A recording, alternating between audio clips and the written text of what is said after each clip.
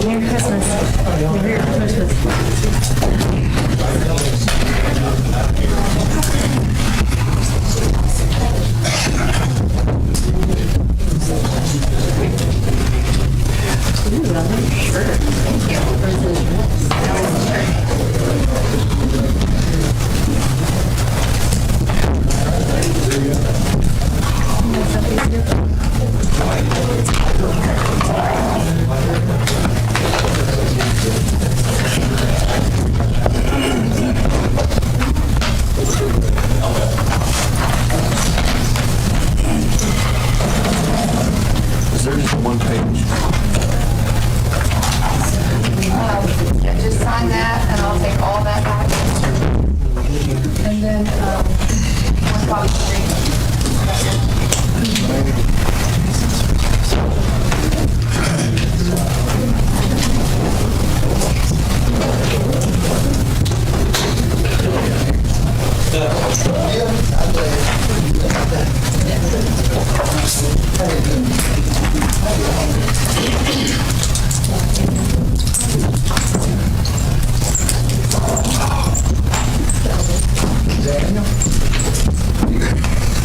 You going tonight?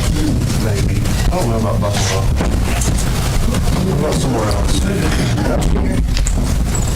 Maybe Modern. What's that? No, I It don't. also depends on something out here. Probably. But yeah. Fuel system may take a while. I got 200. What's that? I thought they were going to be there. We're ready to go.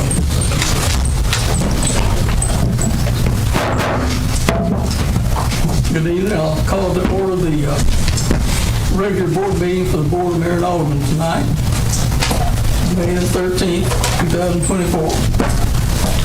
Now I'm going to start the meeting with a public hearing. Public hearing on the request to rezone the parcel located on Shelville Highway from Ag to R1. The one wishing to speak on that public hearing. Not second public hearing. Public hearing to request its own parcel on Old Shelville Highway. That's from Ag, the adjacent parcel, that's from Ag to R1. Anyone wishing to speak on that in a public hearing? Now, we'll go to our third public hearing. The request to rezone property along East Warren Street and South Anderson Street. That's from commercial C2 to C3. The one wishing to speak on that rezoning. Now we move to the fourth public hearing. Public hearing to request to rezone to amend Chapter 2 of the Building Code, Section 42, 3.34, surface by substituting an approved alternative by the State Fire Marshal for aircraft hangars or for all separators requirements of Title 12 of the Municipal Code of the City of Tullahoma. Click on that. All separators. Now we close public hearing. With that, I'll ask the city recorder to call the roll. Mocker. Here. Berry. Here. Glick. Here. Noes. Here. Mann. Here. Mathis. Here. Wilson. Present. And with that, is Reverend Nutter, are you here? If you would, please lead us in our invocation and follow that please flag. Reverend Nutter. Thank you, Mayor. Let's bow our heads in prayer. Oh, Lord God, as we gather this night, your word speaks to us, and you speak through your servant, wise man Solomon, who said, in his heart a man plans his way, but the Lord directs his steps. And so we would ask this night that you would direct our steps, that you would direct our meeting, so that all things would be pleasing in your sight and to your honor and glory as we serve you and as we serve the citizens of Tullahoma. We ask this in Jesus' name. Amen. I pledge allegiance to the flag of the United States of America and to the republic for which it stands, one nation under God, indivisible, with liberty and justice for all. Thank you, Reverend Nutter.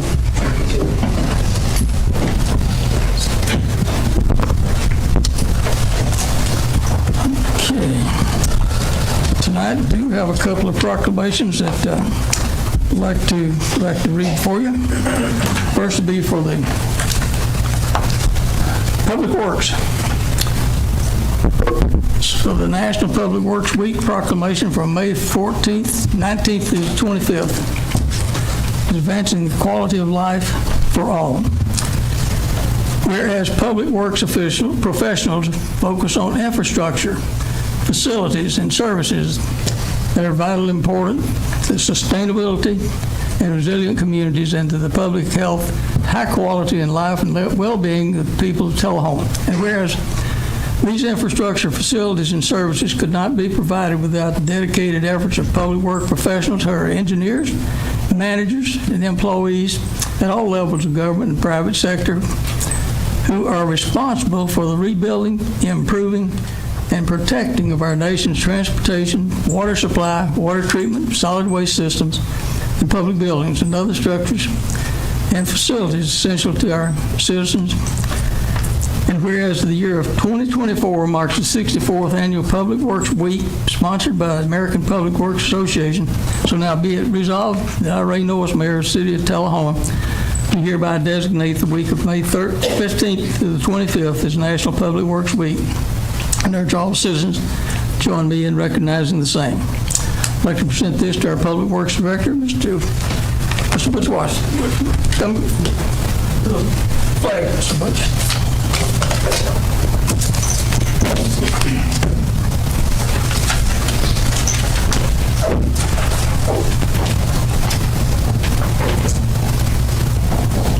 We certainly appreciate all the work that our public work do for us. Thank you very much. Thank you, Mayor.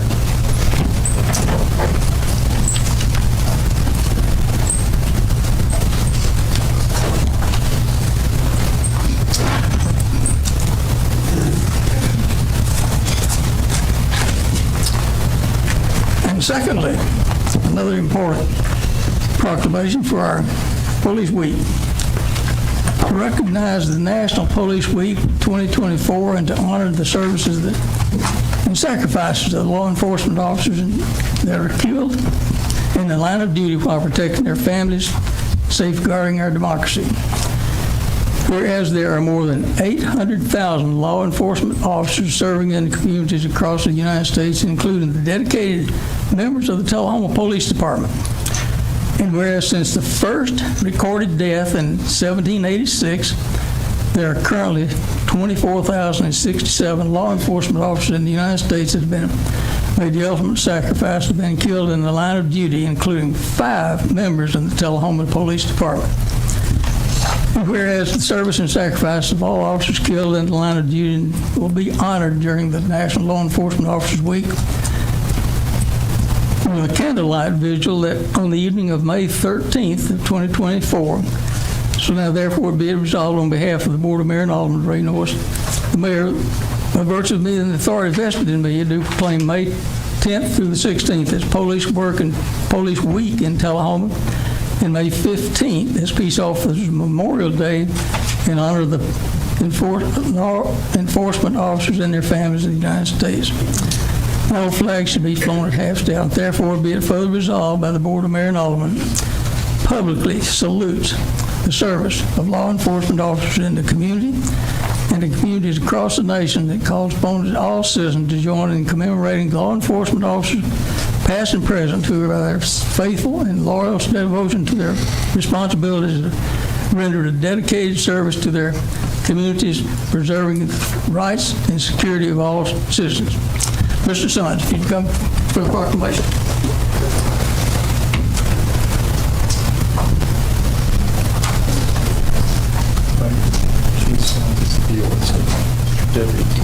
Oh, we've got Judge G. Kennedy. Okay. Congratulations.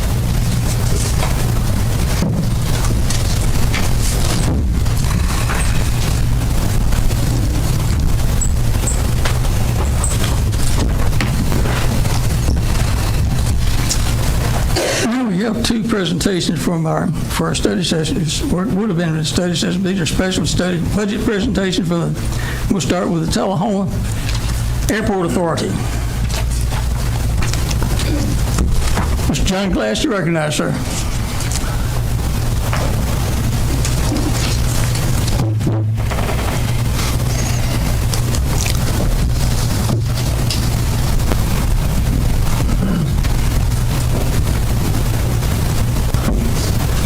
Just to start off with our board members, I think everybody's heard our longtime chairman, Paul Sirks, passed away last month. Carla Smith's our vice chairman. She's got 15 years experience on the airport, so she'll step in. No other changes. Our airport staff, our 3 full-time people, we've got about 70 years combined service at the airport.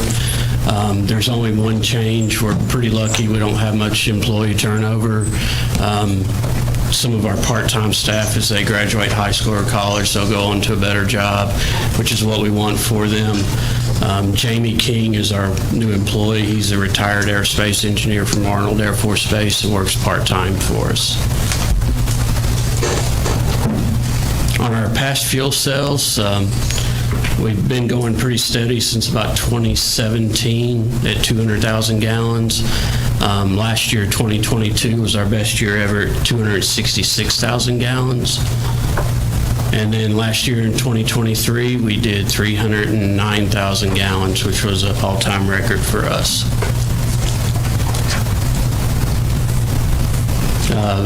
Part of the reason for that, our fuel prices are very good. If you look at all the fuel prices in Middle Tennessee, we're normally about $1 per gallon cheaper than everybody. That survey was from April 10th. The average av gas price at that time was $5.91. We're at $4.95 and $5.20. Special events last year, we had only 7 jets for Bonnaroo. Kendrick Lamar, Shaquille O'Neal came in. Murfreesboro Airport shut down for construction last year. We had 24 aircraft from their flight department that were here for about 10 weeks, and they did almost 30,000 gallons. October Beach Party was average where it usually is. And our military ops, we had just over 7,000 gallons fuel sold, mainly between Blackhawks and Chinooks. Some of the projects we completed, our airport layout plan's been a 3-year process. It's in the very final stages. And then we had runway 624 remarked. Both of those were 100% funded by state and federal funds. Current airport projects, we're replacing a 60-year-old electrical vault that leaks, and we're getting a new beacon. That's with 95.5 funding. Runway obstruction is dealing with trees, which is a every year battle. And then we're doing some grading work on our 2 turf runways. Future project needs, with the 82-year-old concrete, we're always replacing concrete. Luckily, that's 95.5 funding, so we just pay the 5% local share. Runway 1836 is my biggest challenge in getting funding for, since it's our secondary runway, not eligible for funding. And we're looking at a new tractor bush hog in probably 3 to 4 years. The bipartisan infrastructure law, we're getting just under $300,000 per year. I would love to use that money for runway 1836, but it's not eligible, so we'll use that for runway 624, probably upgrade our lighting system to LED lights in 4 or 5 years. TDOT did an economic impact study on all the airports in the state about 2 years ago. Tennessee airports contribute $40 billion to the state economy and add about 220,000 jobs. It was a surprise to me, but Tullahoma was actually ranked 2nd behind Chattanooga Airport in TDOT Region 2. And there's some of the numbers for our airport.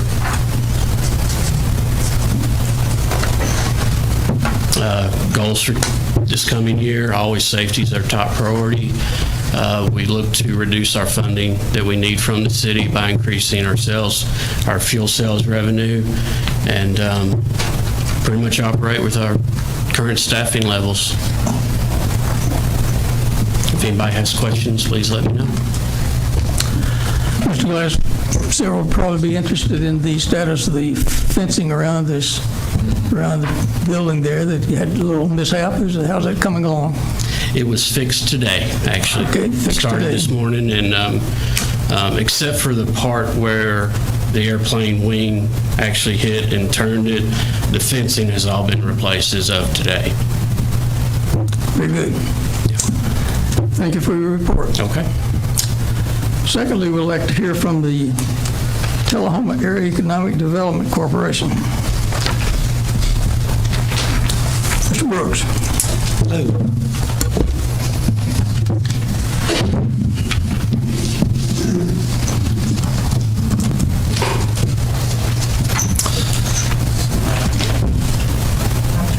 It's okay. I'll go ahead and just get started and just greet everyone. Mayor, Aldermen, thank you for letting me present to you tonight the work of the TAEDC Board. That might work. Can you go to full screen? That is full. Okay, but that should work. Okay, great. Perfect. Thanks, Lori. Excellent. I'll start again. Mayor, Aldermen, thank you for letting me present to you tonight the work of the TAEDC Board. The economic outlook for Tullahoma is good. Tullahoma's killing it. We've got a lot to be excited about. We've been busy since last reporting to you, and I'm happy to report that we've had another award-winning year sharing the good news about Tullahoma. Critical to have a city ready to do business. Our focus is to sell our world-class infrastructure, our shovel-ready sites, our market area, inexpensive power, favorable income tax and property tax environment, fiber, quality of life, and more.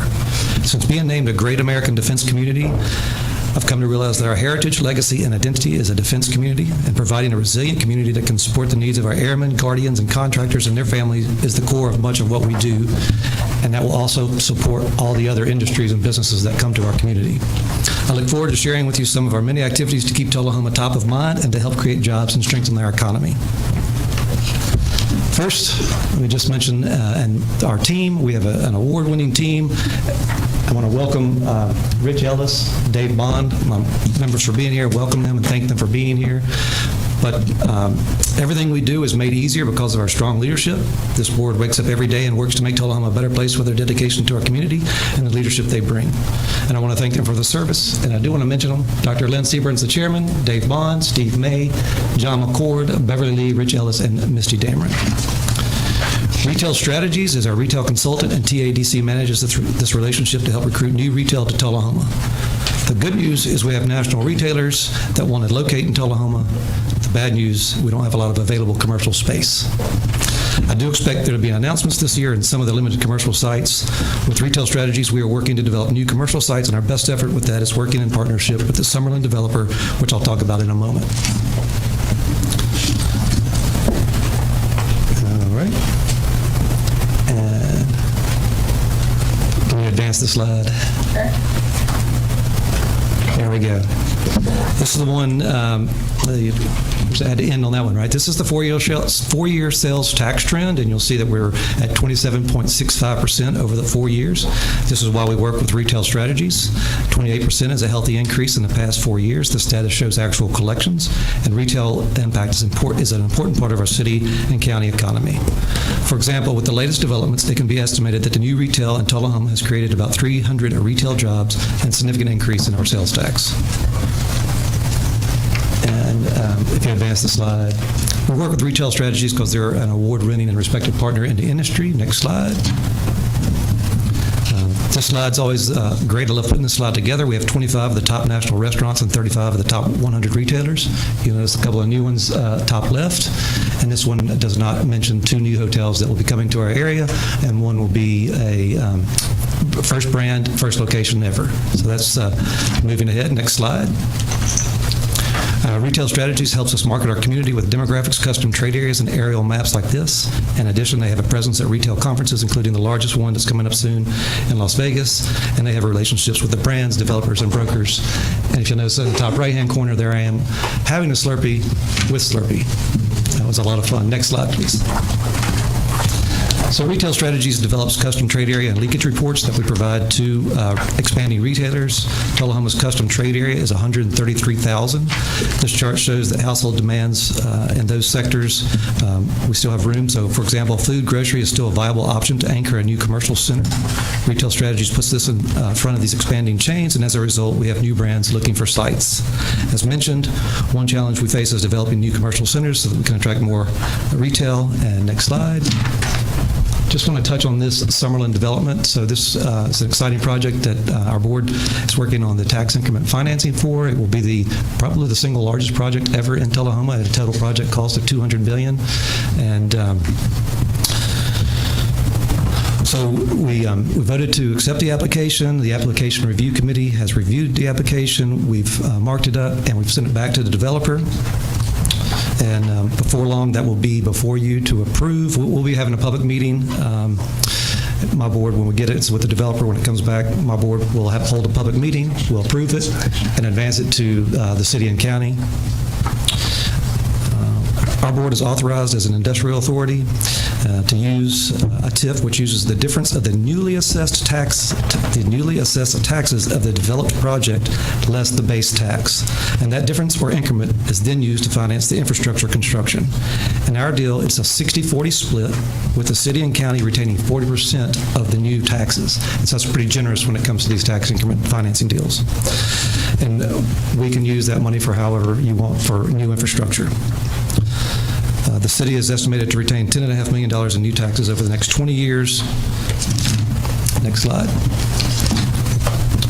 So our award has been recognized by the International Economic Development Council, the foremost economic development organization in the world, and they've recognized us with three awards, and those awards represent $33 million. One of them is the Northgate Mall project. It's still working, and the Franklin Place Apartments, which used to be Tullahoma Village, and then we were named a Great American Defense Community, and that one was for marketing and branding.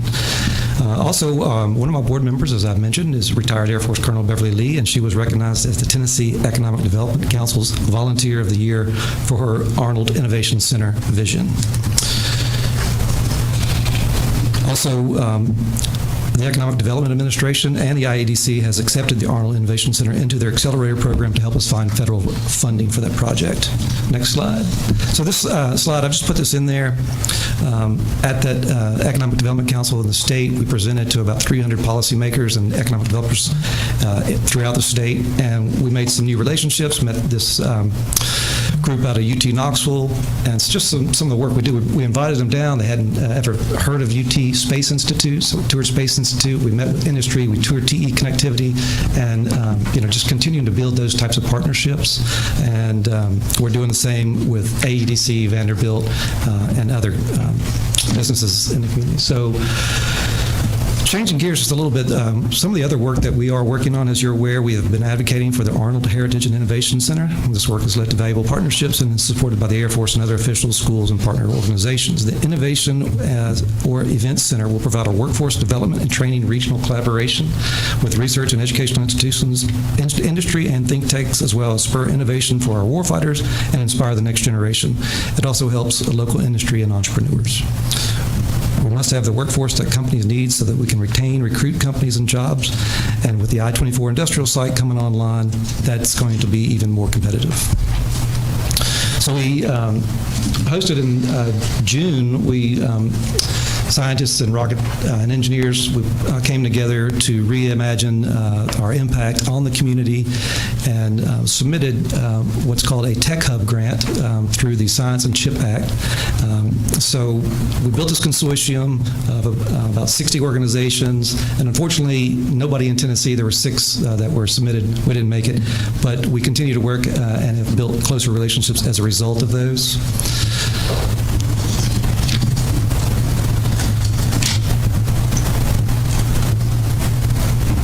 Next slide, please. This is just an example of some of the work we're doing with innovators. We work closely with Launch Tennessee, and we went to Innovation Week. This is the type of organization that we will work to operate the Innovation Center with and provide these types of programs in Tullahoma. And our goal is to be the regional partner with the State Entrepreneur Innovation Department, Launch Tennessee. And just today, working with an innovative company, they're growing, expanding rapidly. They just went from 20 employees to 40 employees, and we helped them submit an application for a $500,000 grant from the state ECD for a very innovative project, which when I get a chance, I will be able to announce. Next slide. So we continue to market our community as having a strong workforce for technology-driven companies. Next slide. So I put this one in here. I'm very proud of the fact that I was selected as an honorary commander, and because of my work with TAEDC, AEDC, and the other work that I've been doing in the community, there's a list of honorary commanders, and so we have been invited out for tours and special events at the base and just continue to work on that partnership. We're working very closely with the Innovation Office, and this program strengthens those relationships. And in fact, we hosted a series of events at the Gothic Leadership Center last week, which was Economic Development Week. We had an event every day from Tuesday on to Friday. And we had a high-tech job fair that was very successful. And the reason I left that up there with recruitment at the top is the gentleman pinning that on my lapel is Josh Meeks, and I was sitting with him and number 2 out at the base, and I asked him what their biggest challenge was. It's recruitment to this area. So we've got to continue to push our workforce development. Next slide, please. So again, I just wanted to show you the flyer that we did for that week. In the middle there, we had over 100 people come out to the event, so we certainly appreciated that. Next slide. And again, just out in the community promoting Tullahoma and their workforce, again, with our industry partners. Next slide. More flavor of activity and planning. Next slide. So we're very fortunate, as you heard from Mr. Glass, the city of Tullahoma is fortunate to have an award-winning airport that has a $21 million economic impact. Working with John, we're trying to continue to market the 100-acre air park site we've got there, and one of the projects we plan on working on this year is to refine the marketing. And so I can talk to you a little bit later, if you'd like, about some of the visits of industry that have visited there. Next slide. So I had to recertify the air park recently so that it's shovel ready, and so I got this aerial shot. It's kind of interesting because it does show the development going on across the street there with some new housing coming in. And by the way, the job fair we had 10 companies there. All those companies are hiring in our community. So it's great to be able to have new housing coming online so these people can live there. Next slide.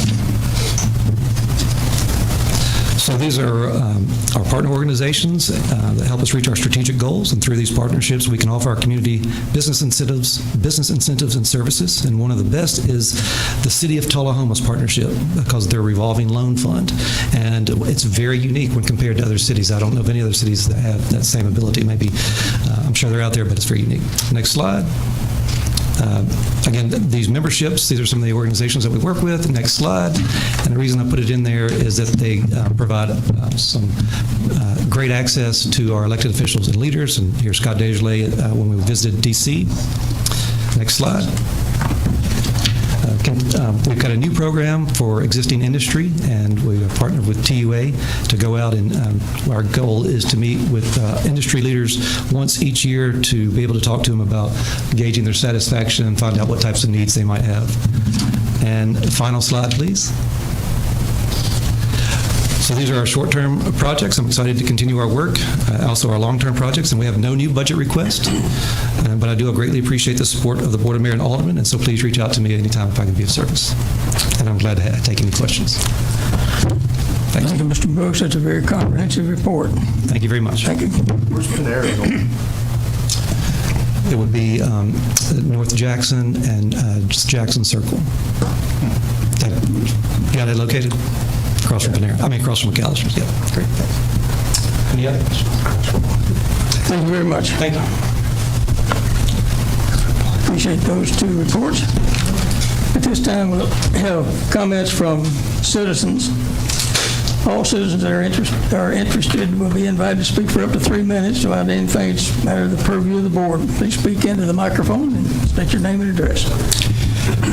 My name is Greg Gressel. I live at 316 Oak Park Drive, speaking on behalf of South Jackson Performing Arts Center today. I just wanted to bring awareness to the fact and say thank you to the City of Tullahoma for your continued support in the efforts there at the Performing Arts Center, and bring attention to the fact that tomorrow is Charitable Tuesday, which is a day that we're going to spend 24 hours having the lines open where you can give and donate for the new chairs and seats that are going into the auditorium. So we have 450 seats going into our historical auditorium, and that's going to be happening in July. And we are close to that goal, but we need the community's help. Normally during this time we have a fundraiser called the Big Payback, which is a nonprofit fundraiser for all the area, Middle Tennessee area. And for the last 2 years, we've not had that, and we've seen a major decrease in some of that funding due to it. So we're kind of creating our own 24 hours of giving. You can go online. You can do any amount of donation. It is $300 to sponsor a seat. That seat would then, you can name it in honor or in memory of someone, and we can get you all that information, but you can fill every bit of that out online as well when you give. And but we want to emphasize all gifts are great gifts. So any amount does not have to be $300. We would greatly appreciate that, and all of it will go towards the seating that will be installed in July. Thank you. Anyone else?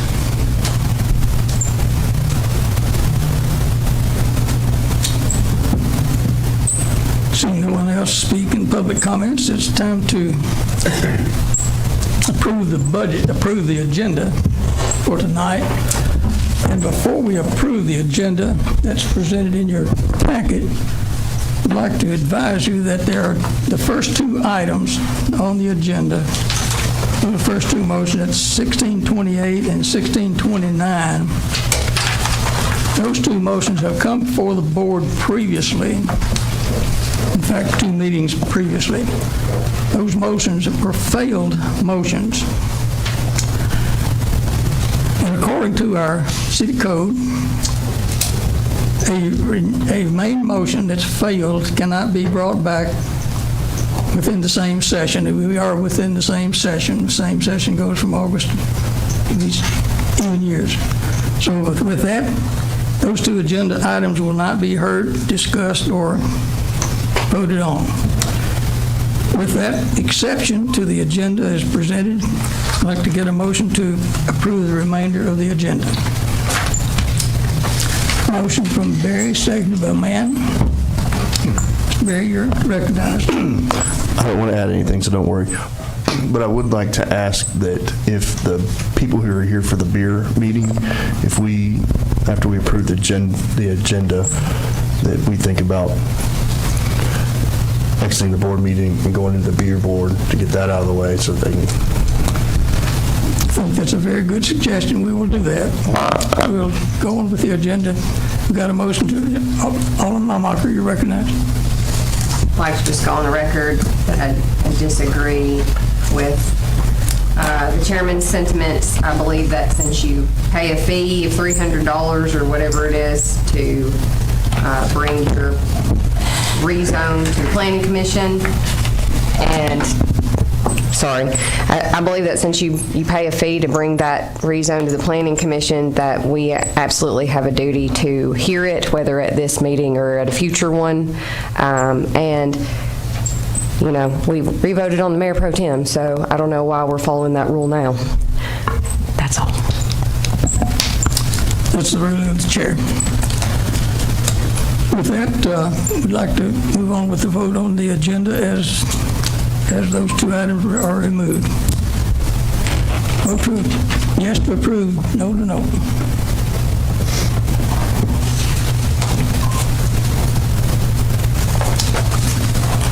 It's passed by a majority vote of 6-1. With that, I will take the prerogative to adjourn the Board of Mayor and Alderman meeting and go directly into the beer board. If you flip your agenda to the beer board, we'll open the beer board. Start with any public comments for the beer board. Now, I'd ask for a motion to approve the consent agenda. Motion from Barry, seconded by Mathis. All votes approved. Better vote. The agenda is approved 7-0. No unfinished business. First item on the new business is a request to approve a beer application for a special event promotion and to waive the fees for the Highland Rim Kiwanis Club for Wednesday, July the 3rd, Fraser McEwen Park. Tracy Sargent will be in charge of the beer sales. Motion from Barry, seconded by Mann. Any questions on the application?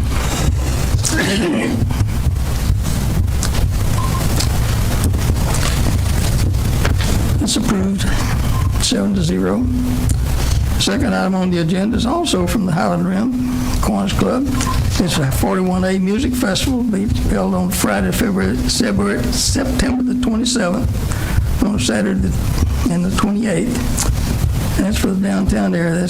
And we will waive the fees as well. Tracy Sargent will be in charge of the beer sales again. Motion from Barry, seconded by, didn't see who seconded by, it's been seconded by Wilson. All in favor? Yes. Approved 7-0. We have a third item on the beer sales. Request to approve a beer application for Mr. Michael Williamson of the Williamson Airport, Williamson Aviation, for the special event called Props and Pistons at World War II hangar on Saturday, May the 18th. William Northern Field. Mr. Williamson will be in charge of beer sales. A motion from Mathis, second by Barry. Mr. Wilson, you've done this before. Are you in the audience tonight?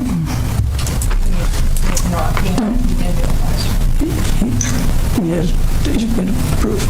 Okay. We're going to vote then. And that's approved 7-0. There being no other new business, we'll adjourn the Beer Board. Go back into session with the Board of Mayor and Aldermen. We'll go back to the new business. First item we'll hear tonight is ordinance number 1630, an ordinance to amend the zoning map of the city of Tullahoma set forth in Tullahoma Municipal Code, rezone a parcel located along East Warren Street and South Anderson Street from C2 to C3. Passage on the first of two readings. You passed the consent agenda. We did. You want to do this one first and jump back, or since you read it already? It doesn't matter. Let's go ahead and vote now. That's been the... Which one are you doing? We voted on He just announced 1630, yeah. Oh, okay. All right. We did approve the consent agenda 6-1. We approved, not the consent agenda, we approved the agenda 6-1. And we approved ordinance number 1630 by 7-0. No, You're voting, you're ready, okay. Actually, you skipped all the reports. Excuse me, I sure did. We'll get to that. We're jumping around. Okay, we'll just make it exciting tonight. You ready to vote on this? Ready to Just vote make on up our own rules. 1630. That's what we do. Yep.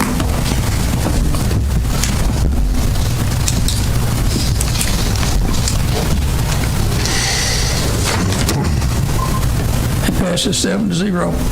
While we're on the roll with these ordinances, we're going to do 1631. An ordinance to amend the chapter 2 of the building code, section 4412.3.3 is floor service by substituting an approved alternative to the state fire marshal for aircraft hangar oil separated requirements. Title 12 of the building code. That's passed through the first of two readings. And essentially what this is to, instead of having a oil separator in the floor, they have to pre-treat the oil, anything that would go down, so it's a way to avoid having to put the separator in the floor. You can pre-treat before it goes to the floor. Okay, got a motion from Barry, seconded by Mann.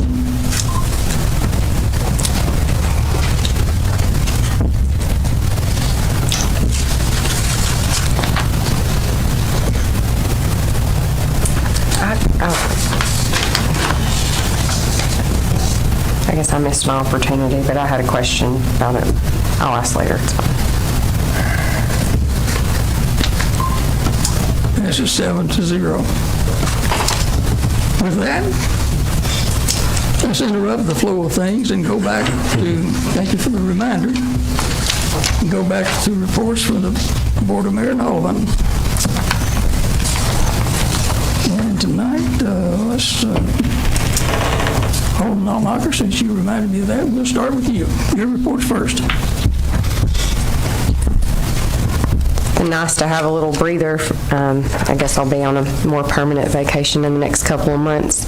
I have no report other than I'd like to thank the hard work that the city employees are putting in, and I missed the employee appreciation luncheon for the first time since I have been on this board in the past 4 years, but I did pay attention to from afar and would like to thank those individuals for their dedicated service to the city of Tullahoma.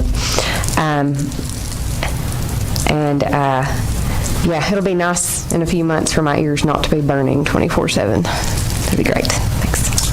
Alderman Wilson. No report. Thanks, Mayor. Alderman. Thank you, Mr. Mayor. Over the past couple weeks, I attended, with most of you, the groundbreaking at Johnson Lane, which I know we are all glad is underway, as well as our Arbor Day celebration at East Middle. I also attended the South Central Alzheimer's Tennessee Purple Olympics. I want to acknowledge Ms. Fran Gray and all of her volunteers and participants for taking the time to raise awareness and funds for such an important cause in a very creative way.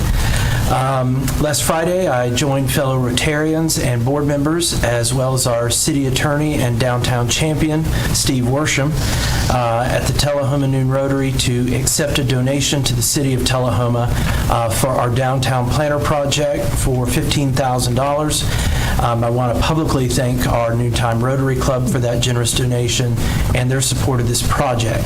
I also want to thank and acknowledge Joe Keller from London's, Thor Melson with Edward Jones, the Tullahoma Chamber of Commerce, and Clayton Shoes for their commitments to donating towards this project as well.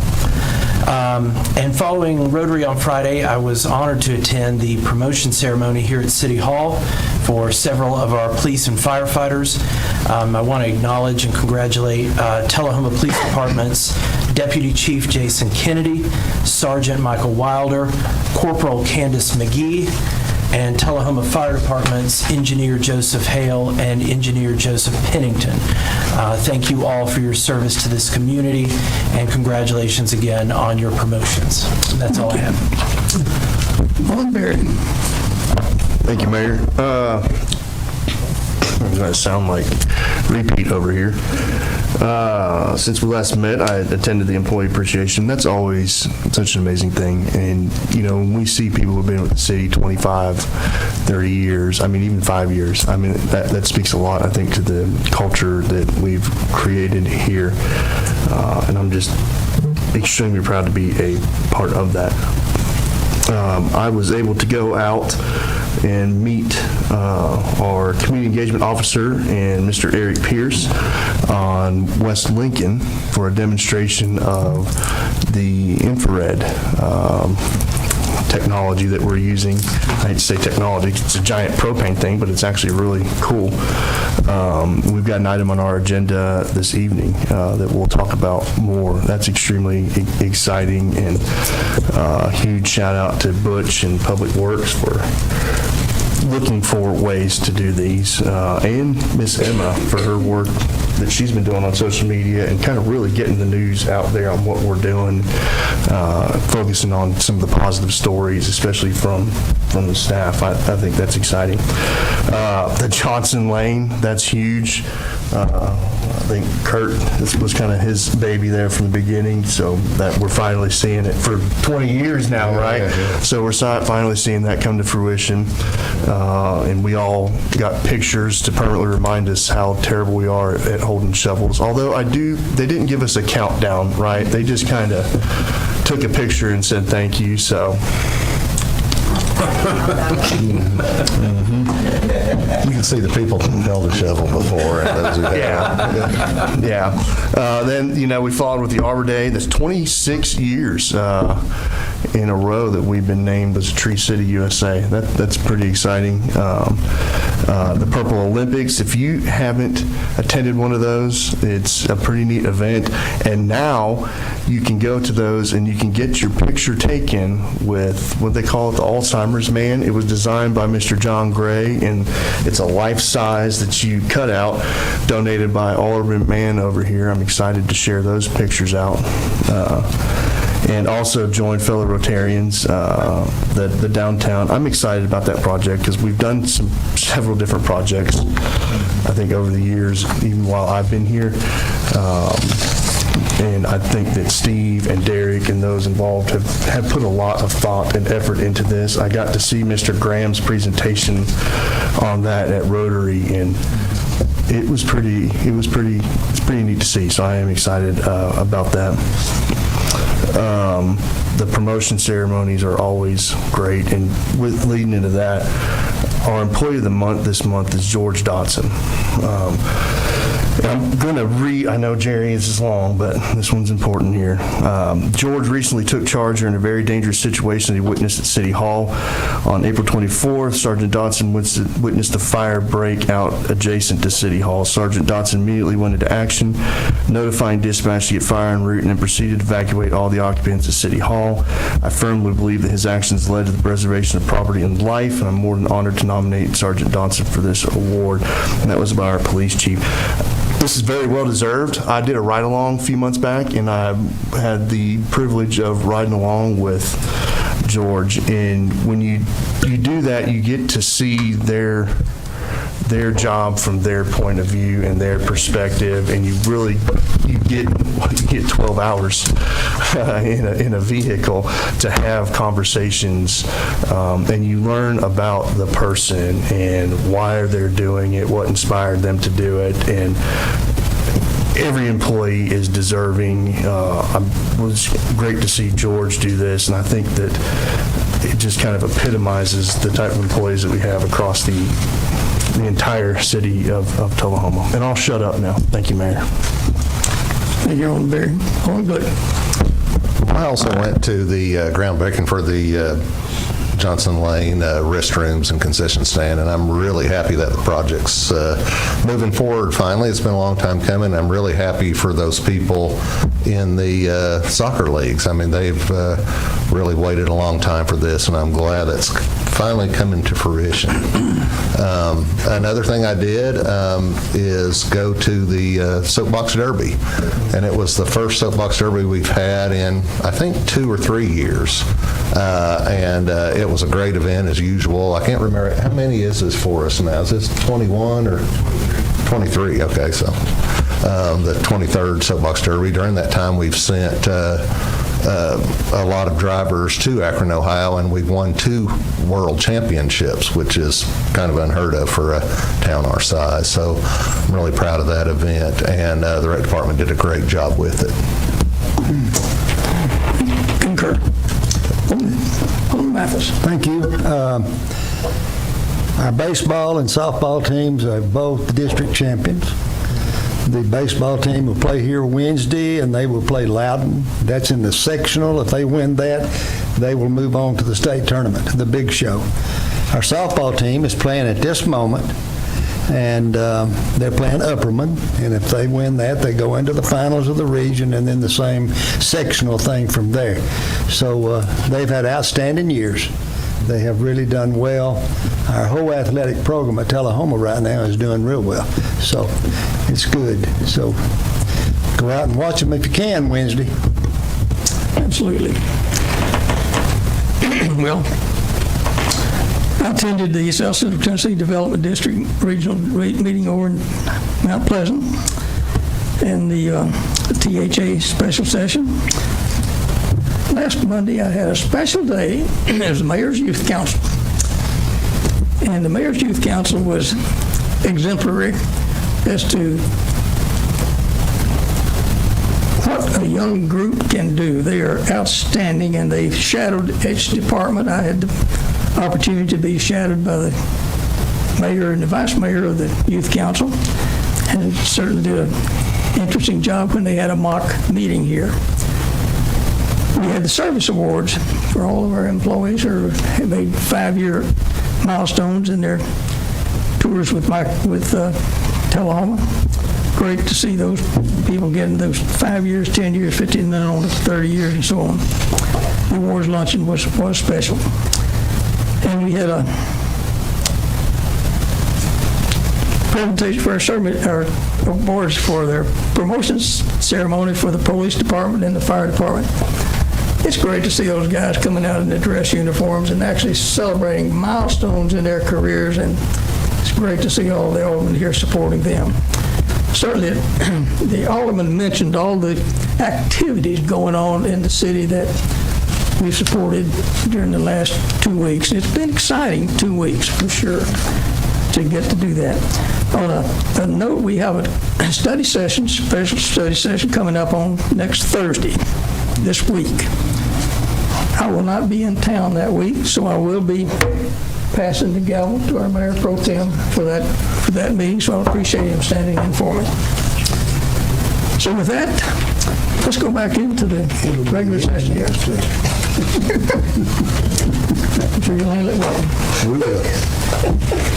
Moving on to item number 7. This is Resolution 1995, request from Alderman Dandy. You still haven't done the consent agenda? You didn't get it. Let's go back and approve the consent agenda with the modifications that I made. Motion for Barry, seconded by Mann. Any comments? No comments? Ready to vote?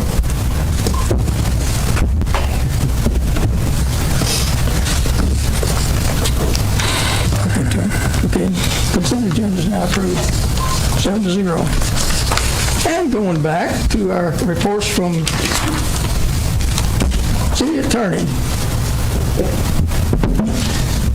I just have a very brief report.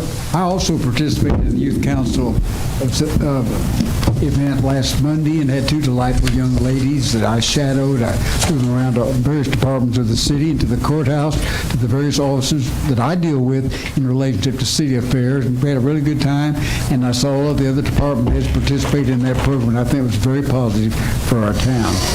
I want to announce to you through the help of Derek Mann and Court Glick and other people here that the downtown landscaping program is going to start May the 28th. They're going to start the work on that, and I'm really excited about that. Other people contributed to it as well as the ones that Mr. Mann mentioned, and Ms. Wilson has helped us considerably in the financing arrangements for that, and I just hope that the city will maintain those plantings after they're planted in years to come, so we'll have a really nice center of downtown here in Tullahoma.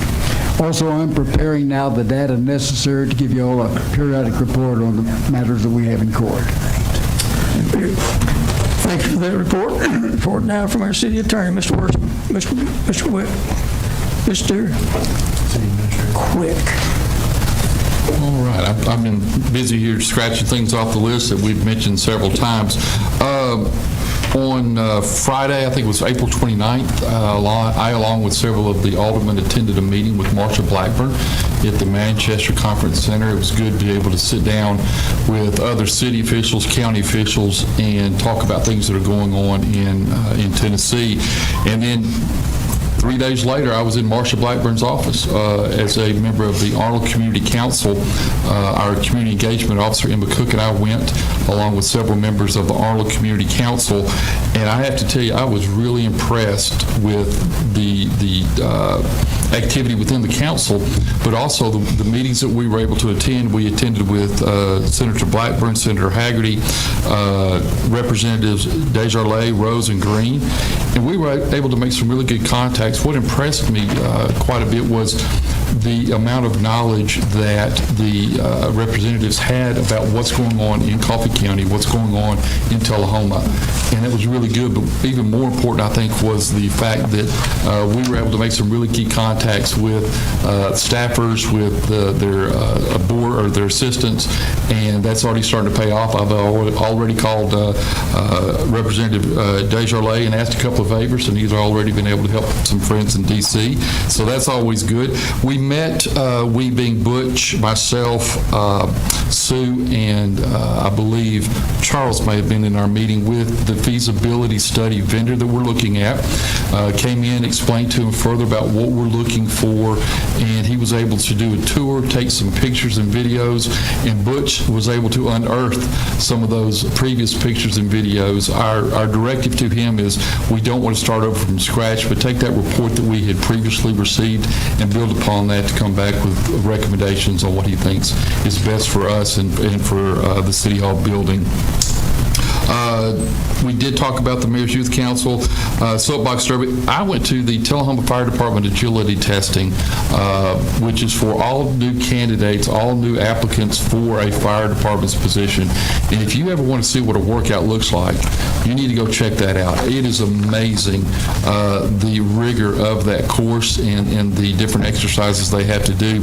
And then as soon as they get done with that, then they have to go sit down and take a written test. So it tests, the mental aspects and also the physical aspects.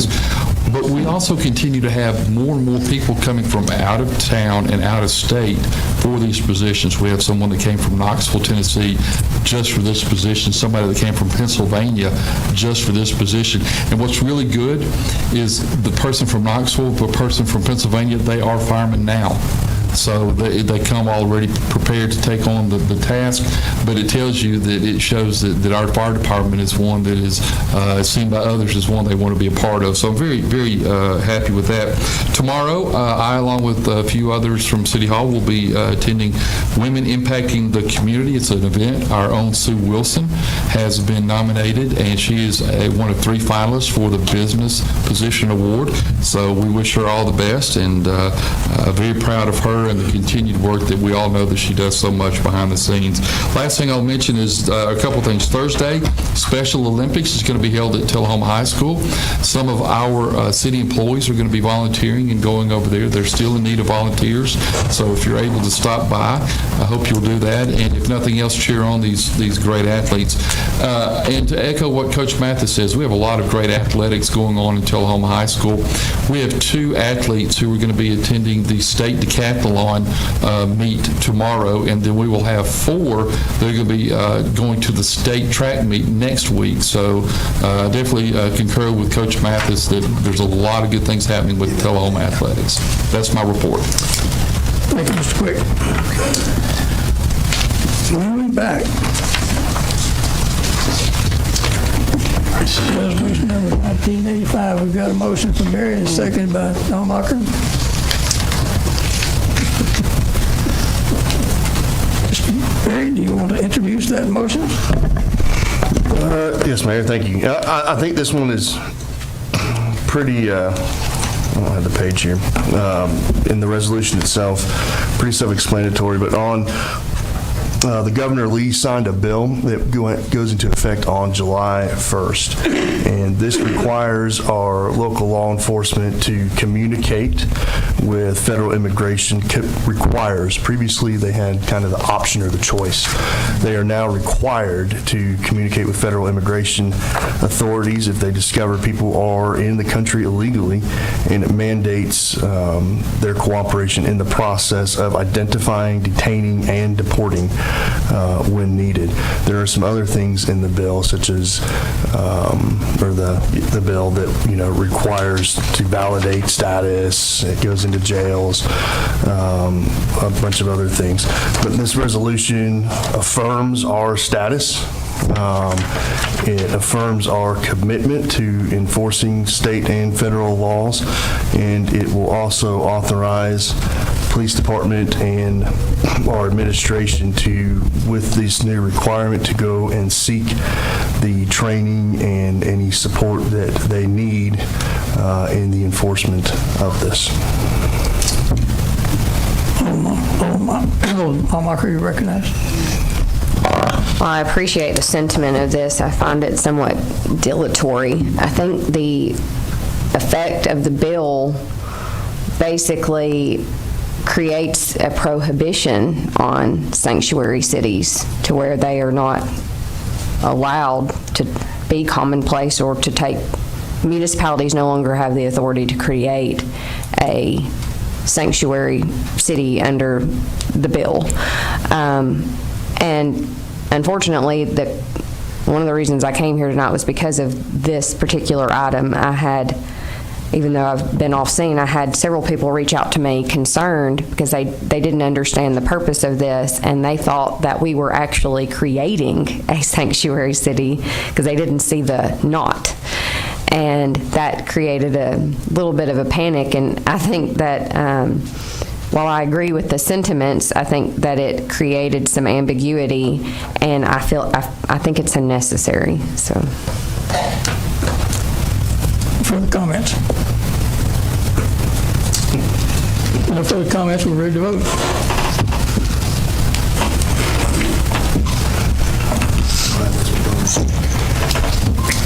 Passes 6-1. Item number 2461. A request from the Public Works Department to approve a semi-annual Tennessee Department of Transportation contract for routine maintenance of the state routes and authorize the mayor to sign. Motion from Barry, seconded by Glick. City Administrator, you got the background on this? Yes, sir. This is something that we do on a semi-annual basis. It allows us to make repairs to any of the state's roads that we see. It has a $275,888.60 cap on it, but this is a routine MOU that we've signed throughout that basically gives us the ability to do so and then charge that back to the state. Any comments? Ready to vote?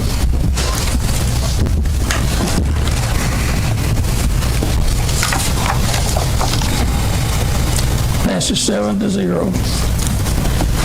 Item number 2462, a request from the Tullahoma Police Department to approve the purchase of one 2023 Ford Explorer Interceptor and uplifting the vehicle with emergency equipment from Lonnie Cobb Ford for $49,242 and one 2023 F-150 admin vehicle at a cost of $54,720 and one 2024 Ford Explorer admin vehicle at a cost of $46,741.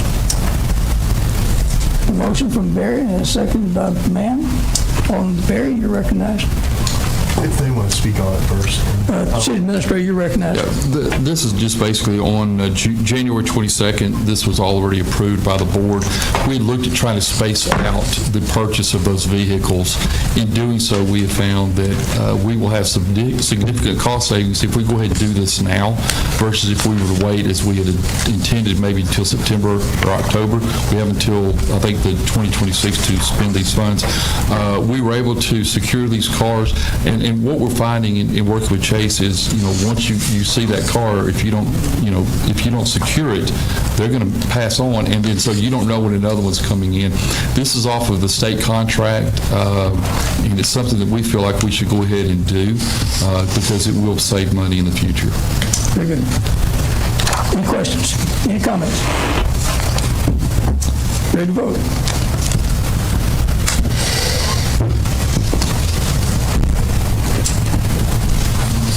Passes 7-0.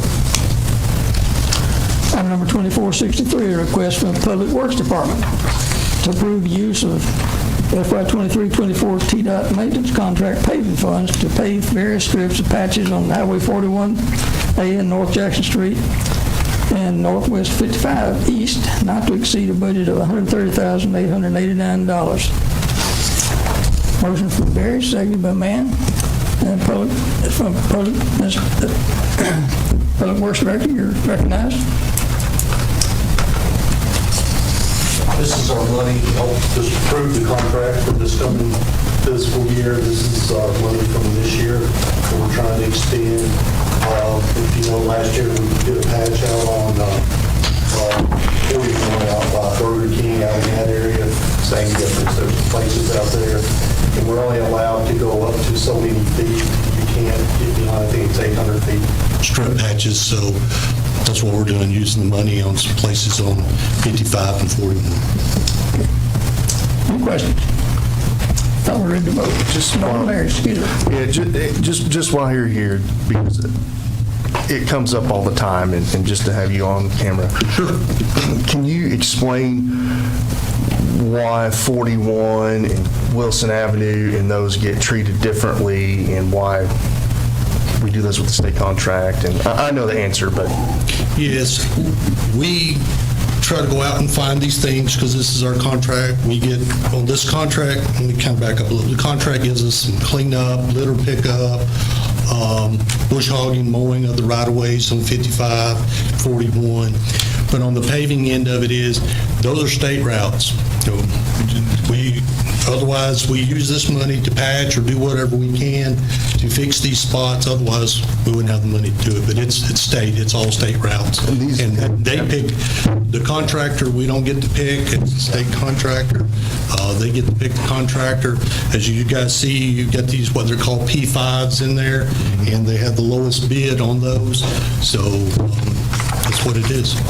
We like to try to use it when we can. thank you. Thank you. Any further questions? Ready to vote?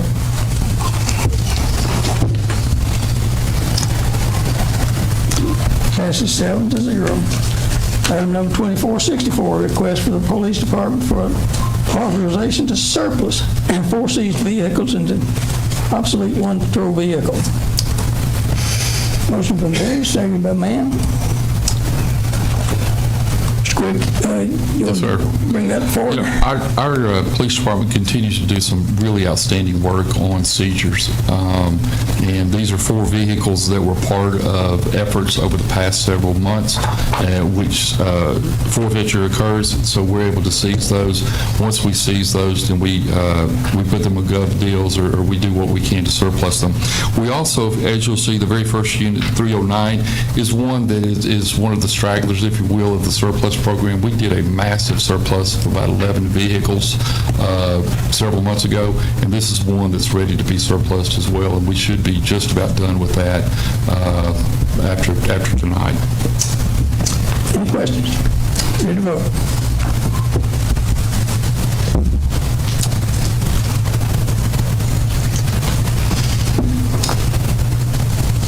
Passes 7-0.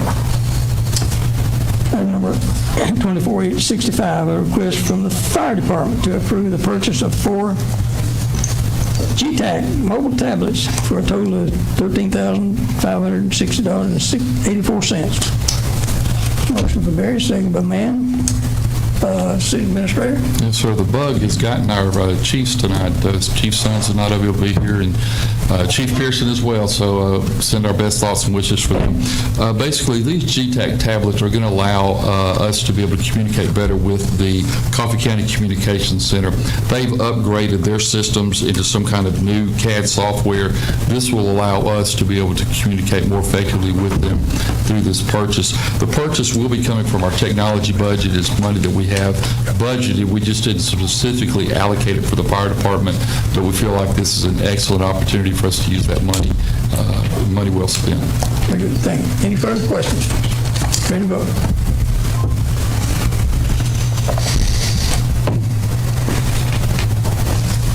Passes 7-0 as well. Item number 2466, a request from the Planning and Codes Department to request to allow special community event signs in the public right-of-way and waive fee permits for the Highland Rim Kiwanis Club. That's for the music festival. Motion from Barry, motion from Mann, seconded by Barry. And for that, I'll turn to the city administrator again. This is, similar for the 40 that we've done in the past for the 41A event for Highland Rim, or I'm sorry, for the Kiwanis Club of Highland Rim. We're just getting this out of the way early, so it's one less thing that they need to worry about when it comes to event time. And ready to vote.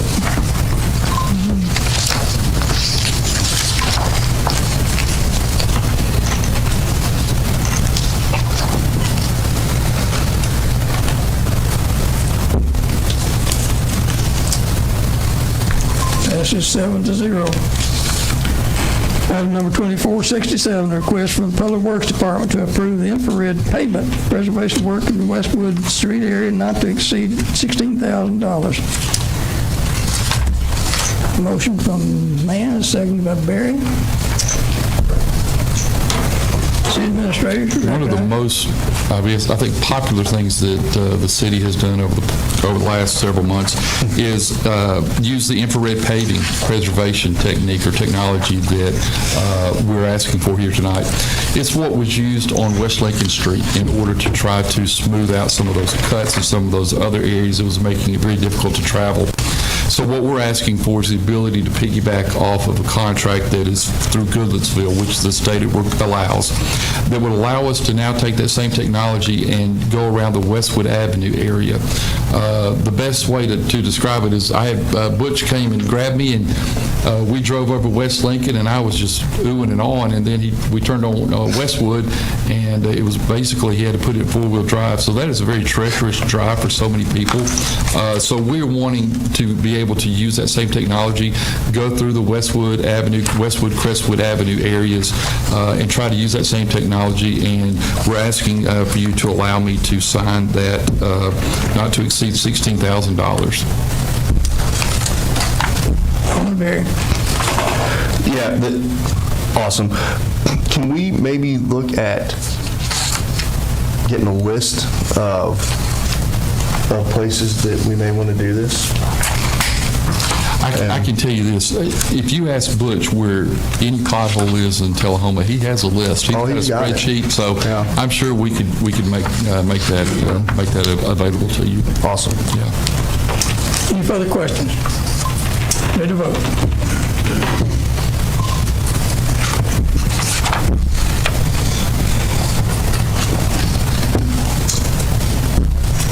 It passes 7-0 as well.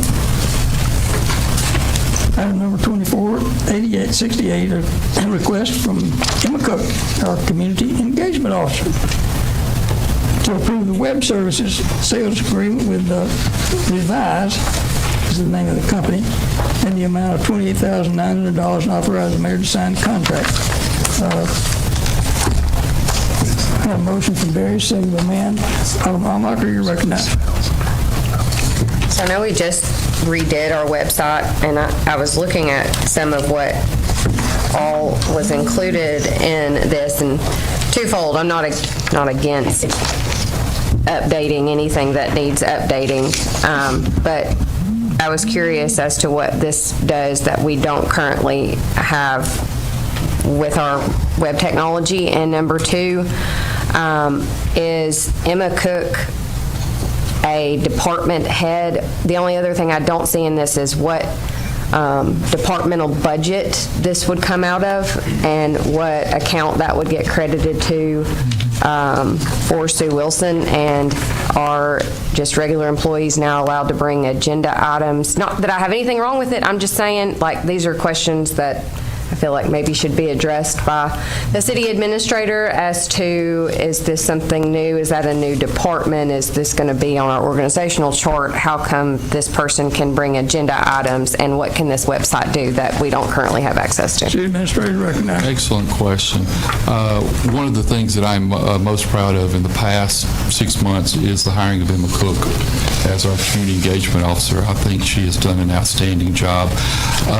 As you know, we have so many department heads to do outstanding jobs, and I try to provide them the opportunity to come before not only the board but the community to show the work that they're doing. And this was an opportunity for me to be able to have Emma come forward and present this. One of the challenges that I saw immediately upon coming to Tullahoma and looking at our website is, while the front page or the storefront window may look good, there's some issues behind the scenes that have been brought to our attention by the vendor that we currently have. One of the challenges, quite honestly, that I had is the vendor told me that he had the opportunity to fix all of them, but it was going to cost us $4,500 for this module, $4,500 for that module, and then through subsequent conversations, I quickly determined that our relationship with him is going to be transactional, not relational, and that's not the kind of relationship I think that we should have with a vendor. Let me give you a great example. When you have websites, you will have links to other websites. I had the vendor explain that we had 12 broken links, but he was not willing to tell me unless I paid him $4,500. And then, during my conversation with him, the comment was, I would think that he would want us to look our best, so that would make him look his best, but that didn't bode well.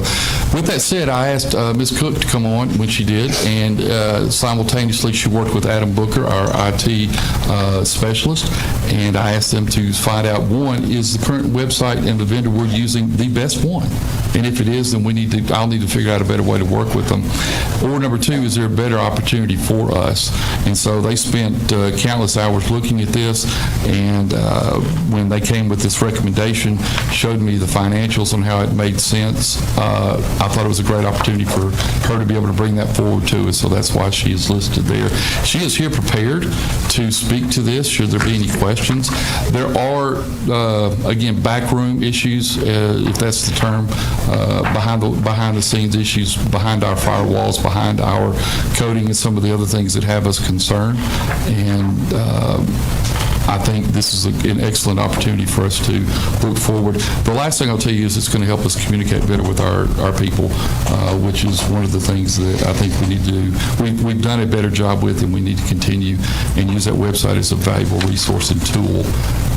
So that's my response. So, sorry. Another question. Alderman Berry, you're recognized.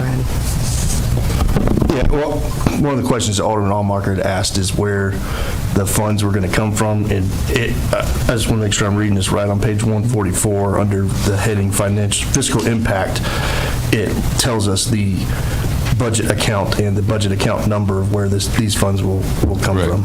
Correct. This money has been coming from budgeted. Technology. We just have not used it yet. Well, thank you. Yeah. So it says city's legislative technology budget account, which I would assume legislative would mean for this body, not for city operations. So that was one of the reasons why I asked. But the other thing is we are switching contractors from Civic Plus to Revise. Are we currently under contract, and what are the monetary ramifications for switching? If we're currently under contract, won't that be a breach of our contract? The contract, or does it the expire? contract is upon expiration. I would never break a contract and cost the city money unless it was absolutely necessary. In this case, unfortunately, it's not. We're at the point where we are being solicited by Civic Plus on a weekly basis to renew the contract, to which we have told them we are not ready to do so. So there will be no breaking of a contract. It's basically, instead of renewing with a vendor that we're not comfortable with, we're looking to go with a vendor that we have researched and vetted quite well with other cities and feel very comfortable with what they're offering, and it would work best for our city. So with Civic Plus, when we entered into contract with them, how that occurred, if I'm not mistaken, was through an RFP. So are we not doing RFPs for these now? I'm not aware of an RFP for this. I would have to go back and research. Okay. I mean, I'm fine with it. I'm just If an RFP is required, that would be news to me. We did not do an RFP on this one because we had done one so recently on the other one and done a fairly extensive one. And then to update this on to something that was better compliant and had a whole lot more abilities, we were able to obtain this one. Actually, it's going to be cheaper. We're going to save money off of the one we already have. Correct. Great. Any further comment? Thank you. I have one. Are we ready to vote? I have one. Oh, excuse me. Alderman Wilson, you're recognized. Thank you, thanks, Mayor.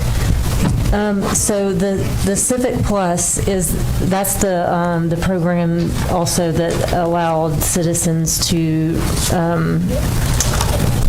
make requests online and ask questions, which would go out to. Does the new software have a platform that will? Yes, it has a platform. In fact, I think it has multiple capabilities where there's more ability for people to use their cell phones to communicate with this website and issue any kind of request or whatnot. The other thing is Civic Plus is no longer offering, which was part of the package, no longer offering HR support, the platform which we've used in order to take on our applicants' HR and kind of move them through the process. That will be going away at the end of this year, by I think the third or fourth quarter. So that's another reason why we want to go ahead and just make this switch. It makes sense to do it at this time. Alderman Berry. And just kind of tagging onto that as well, I'm assuming all these modules on 149 are, there's the Citizen Request Center, the Citizen Commit, which is Community Blog, which I think we'll have somebody, I'm excited to see us take advantage of that. The interactive forms where you can do like public records requests, online bill pay, the public service request system. That's all, I think, really cool tools that we don't have now that make things a lot easier. Those are some of the biggest questions I get all the time is where can I do a FOIA request? Where can I report a pothole? Where can I do these things? Right now we have that form that just kind of goes out. It's not very user-friendly. It's not the best. Yeah, it's not. Yeah. So that's kind of exciting. I hope that we take advantage of all of the tools in here, and I feel confident with her background and your kind of drive that we'll make full use. I feel very comfortable with that. Let me say this. Emma, I'm not requesting Emma come before the podium.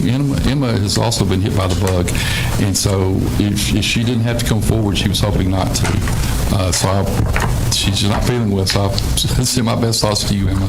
So we're satisfying any procurement obligations we might have with the amount of this contract as far as not putting it out to bid or anything like that. Yes, because it's a professional service, and we're going against the fact that we already had one, and this is less even than that. Okay. Any further comment? Ready to vote?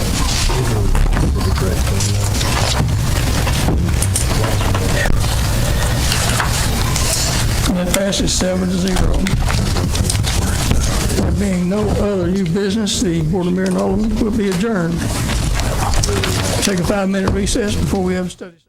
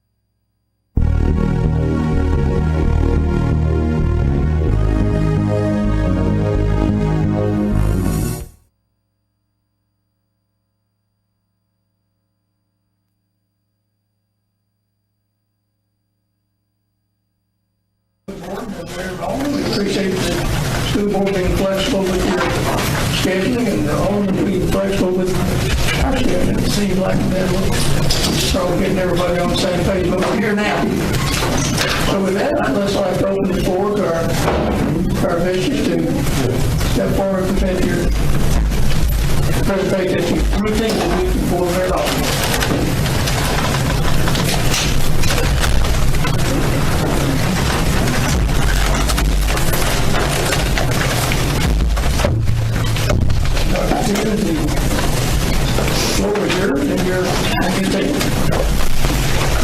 Well, very good.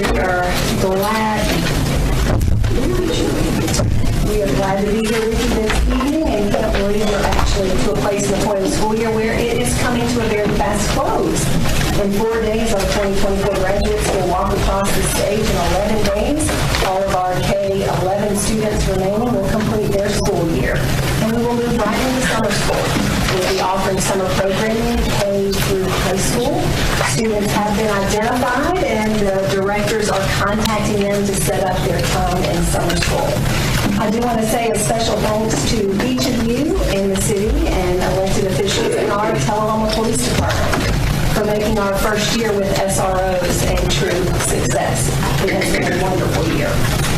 A few highlights from this previous budget year. We've continued our work on our strategic plan, which has 3 focused priorities: facilities, virtual programming, and school-to-work pathways. This information and any updates can be found on our website at www.tcsedu.net under the district tab. The FARA project is moving along, and the date for us to take over is June 2025. We're hopeful everything remains on track with this renovation project so we can be ready for the opening of the 25-26 school year. Kudos to East Middle School. They are the 3rd school to earn the status of Tennessee Purple Star School, which is recognition for their commitment to and friendliness toward military students and their families. We've continued state level and even national level accolades in fine arts, academics, and athletics. I know many of you are watching some of our teams who are continuing on in competitions. Some of the larger projects from this year, HVAC replacement and duct work at EMS. It's about a $2.5 million project. And our central office had an overhaul done to our entrance sidewalk with handicap access. Some big projects coming this summer. The gymnasium floor at the high school is going to be redone, as well as all of the bleachers, and painting will be done inside the gym. So it will have certainly a very new look come the fall. Ever-safe laminate coverings on our doors or windows will be completed this summer. And there's a potential for another big project at the high school involved with some of our locker rooms. That includes the volleyball team, girls basketball, and one of our PE lockers. But we're really here to talk about the 24-25 proposed budget. So Mr. Jordan's going to hand you some handouts, a single-page handout front and back. And we have enough for each of you, and we have enough for our school board members, our city administrator, and finance director. We'll make sure those get out. And if you look at the first page or the front page, you should see a pie chart there. That pie chart helps to illustrate the revenue sources for the city schools. And as you can see visually, the largest revenue source comes from the state dollars, TISA dollars. Roughly 2/3 of our revenue source coming from there, technically 59.2%. You can see that our next highest revenue source is county taxes, followed by city taxes, followed by the city appropriation amount. And then we have 3 areas that are less than 1%, but they are a part of our revenue stream: federal funds, tuition, and then some miscellaneous items such as interest or gifts or nursing reimbursements. That gives you a sense of our revenue sources. If you look at the next page, the back side, some highlights for you to look at as we are moving toward the 24-25 budget. We look forward to adding a second visual arts teacher at Tullahoma High School. This program has grown over the years, and for the last several years, we really have not been able to accommodate all of the requests. There's been a waiting list year by year for visual arts. That is certainly an item connected to graduation. And we have students who are really thriving and need more extensive art opportunities. So we look forward to that. TVA, our virtual academy, is going to expand into another middle level grade. They will be adding 7th grade next year. 8th grade was added this past year. Our current middle school teacher will serve both 7th and 8th grades. We will be adding 7 response to intervention teachers and 7 response to intervention education assistants. These, by and large, have been funded through federal dollars, and there are requirements and mandates around serving students who have high need. So these positions will be moving into general purpose budget. We also are looking at differentiated pay for high school math educators. And it's important to note, as we do pursue grants, there are times for sustainability. You must pick up the cost toward those grants. And you can see we are picking up 1/3 of the cost of 3 positions that joined us recently. That's our 2 middle school STEM teachers and our high school work-based learning coordinator. Within this budget, we are proposing a step raise that is moving up the step if you have not already topped out, and a cost of living increase of 2%. Between those 2 items, that is roughly $1 million expenditure for those raises, step and 2%. Something important to lift up, I know you are aware of this, but our state estimates come monthly, and we still are awaiting the May estimate and the June estimate so that we can actually finalize our budget based on the actual revenue stream from the state, as it is our largest revenue source. And Mr. Jordan is here. If you have any other questions that you'd like to talk about related to this presentation, we are happy to answer anything you've got. Good. I'll take comments from the board. Could I ask a question? When you are referring to differentiated to the math teachers, what exactly does that mean? Yes, so differentiated pay, the state passed a law, a ballpark between 15 and 17, that you could differentiate pay for hard-to-fill positions. For example, right now, we have some special educators who receive $5,000 in differentiated pay. That's an add-on, because that position is hard to fill. So high school math teachers are moving into the hard-to-fill section of differentiated pay. Good question from the board. Someone. What's the per student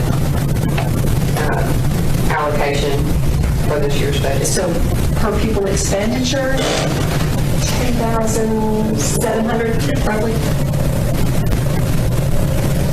Is that traditional and virtual, or is there different? That's for the entire budget.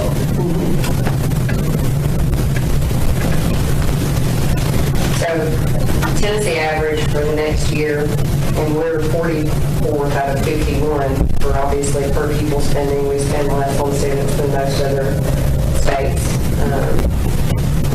But we spend approximately $4,000 less per student than the national average as a statewide average. The statewide average for next school year is $11,139, believe it or not. So I mean, what I feel like, I'm going to say this may be controversial, but if you could kind of step outside the box and listen to a lot of what the debate was whenever the school board race was had, there were people who ran for office who were not elected, but they had valid points.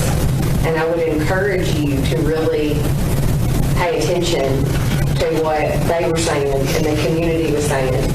I believe you may be a little top-heavy in what you're spending on salaries for administrative, and looking at how you can funnel that money back down into your teachers and your students and your schools and where the money really should be going. Not that people are not doing a good enough job. But that was really the consensus of the public and why they voted some of the ways that they voted.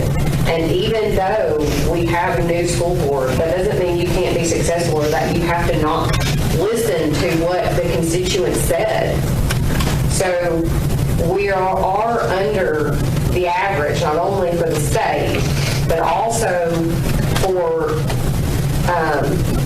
the national average and per pupil spending, and I get that. But the problem is not that we are under budget. Our budget is actually higher than what the average is. So what can you draw from that is my question to you.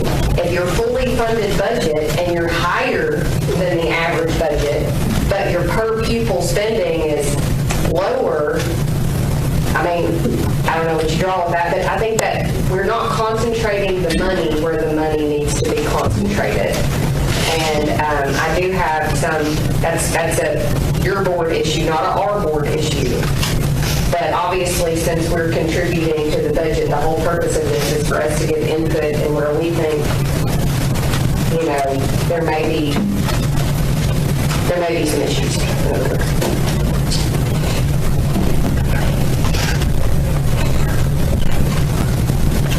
Further comments from the board?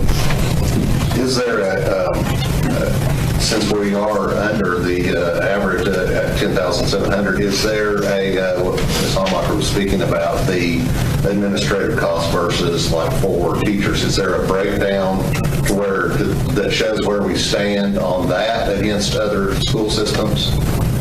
I'm not aware of that. I think it would be great for your knowledge to know, not just ours, but as you're voting going forward and looking at where you're spending the dollars, are you getting the best bang for your buck? Are we as a city getting the best bang for our tax dollars and making sure, you know, special ed is always underfunded. We know that. And your special ed populations continue to grow in Tullahoma. My daughter did not have an IEP when she was at Tullahoma City Schools. Within 2 months of moving to Franklin County School District, she's diagnosed with dyslexia.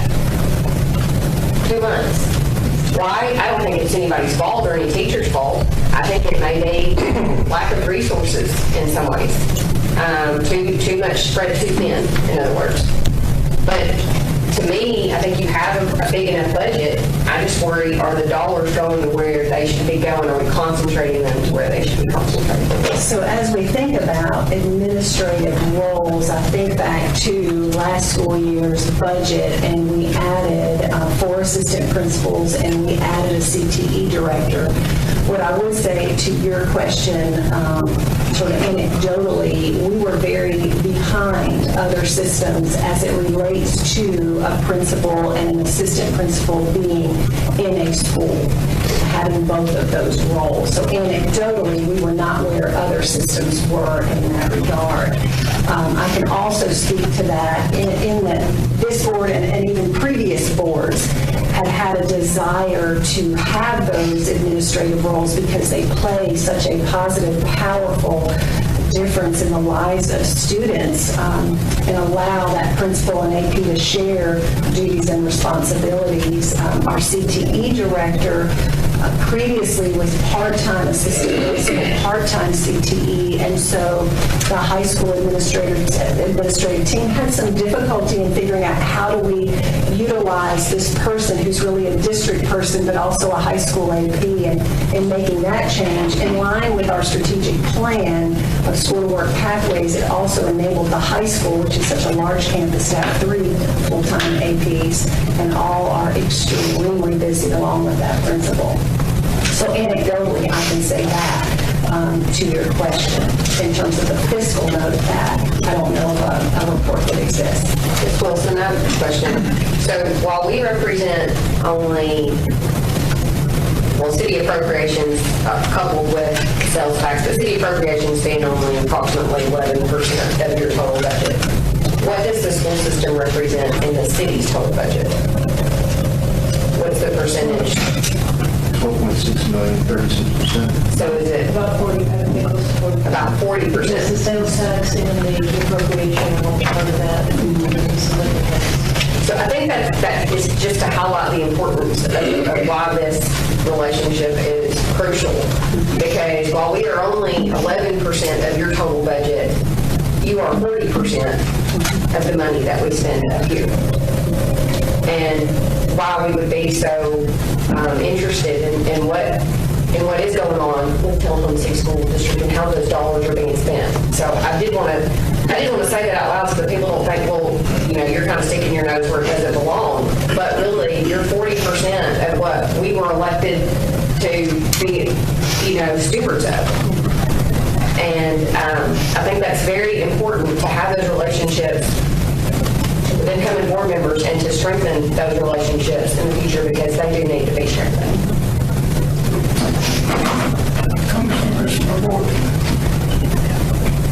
I need to ask in reference to athletic fields.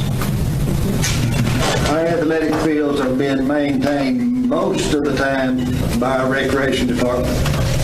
Is there any revenue provided to our recreation department for what they do? My understanding, and this came from one of the recreation administrators, that they spend or maintain $150,000 on our high school fields and maintaining everything. Now, that includes equipment and all that stuff. And I'm just wondering why that's happening. $150,000 just labor. $150,000 for labor, and they're not getting any funds back whatsoever.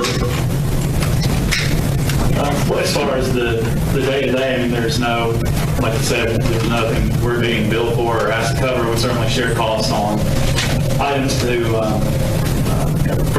the turf and all that. We work with Parks and Rec to split those costs as they come in.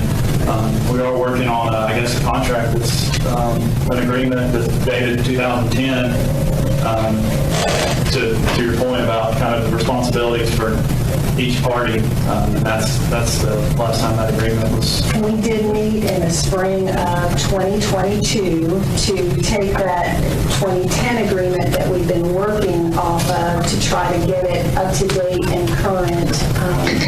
And that just always remained in draft. I think there were some changes in personnel on both sides. And so that would be a great thing to come back to the table and talk about. Yeah, I'd encourage you to work with Parks and Rec and Jason with the city to strengthen that relationship. I know it's always been it's near and dear to my heart, and it's been a proud part of the Parks and Rec department to be able to provide those services that they get probably little reward for or recognition for. But also, it's concerning to me that when they provide all that labor and all that knowledge and sweat and hard work, and when they have a request for a piece of equipment or the share in the cost of a piece of equipment to maintain those fields, that they're refused, that concerns me that the partnership is not working too well there. So I just, and I'm specifically talking about when they requested or when this board requested to fund half of a reel mower that was going to be used for the football field and soccer field primarily, and that request is denied. So, but the city went ahead and bought it anyway because we know we needed to do it because we want to have the fields in the best shape they can be. So I would just encourage you in the future to help out, help us help you. I just had a couple things. Growth is a big topic in the community right now for this board. For TCS, how are you guys planning for the growth that's coming right now down the road? And would be my first question. And my second, class size currently, is class size an issue currently, or is that where you want it to be? And how do you feel about that? Is that going to be an issue as we continue to grow here in Tullahoma down the road? So I'll step into that conversation and welcome any board member to also speak on that. the board has been looking at 2 schools in particular needing additions. And so right now, the system is not coming seeking any additional appropriation. But in truth, when Bel Air and Robert E. Lee are 2 campuses that are drawing some more of that growth, and we've said for several years that they really need expansions. So we see that, and we know that, and we're working toward that. The FARA project, as I've shared with you before, we tried to make it a little bigger so that some of our out-of-district students can go there, our preschool students can go there. That may free up some East Lincoln classrooms. So we're definitely envisioning some shifts related to growth. In terms of class size, ideally, we'd like them a lot smaller than what is required. We are meeting the requirements, whether it's a 1-to-20 ratio K3 or 1-to-25 4-5. But we'd love them to be smaller. Well, that obviously takes space and it takes money. There's a fiscal impact if you're spreading out more children in smaller chunks across a grade level, if that makes sense. So right now, we are doing well in terms of our spaces, but Robert E. Lee is really pressed for space, and we have been incredibly inventive in taking every space that we can at this point, and we'll walk through it again to see what we can do. But futuristically, we know there's a need out there. We think FAIR is going to help to a certain degree, but those 2 end campuses are the ones, and this is something the board has discussed for some time, and I'll open that up to anybody who wants to jump in on either. To piggyback off of that, with Summerlin coming in and the majority of the growth being concentrated in the Ledford Mill area, that is going to, ultimately, that would be zoned, because it's on this side, west, and Bel Air. Is Bel Air in a position right now to be able to accommodate the growth that Summerlin and those developments will bring? So right now, what we know about growth is it happens over time. So we don't get all the students in at one time. What we also know is you get a sampling K-12. So we're not going to get all elementary or all middle or all high. As it is phased, I'm very thankful he visits and is a part of all the meetings related to planning. So he comes back and we talk about what's been approved or what's being discussed, and we're thinking about that. So we're seeing that very subdivision, and that's why I'm lifting up this group that Bel Air is going to need an extension. There's no doubt about it, futuristically. Absolutely.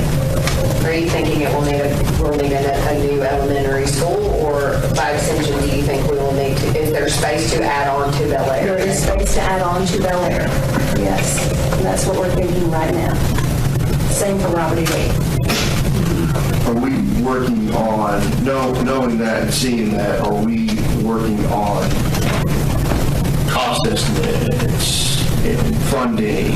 And, I mean, we know, Summerlin's not going to build 1,000 places at one time. You know, we're looking at a 15-year, hopefully for everybody's sake, at a 15-year.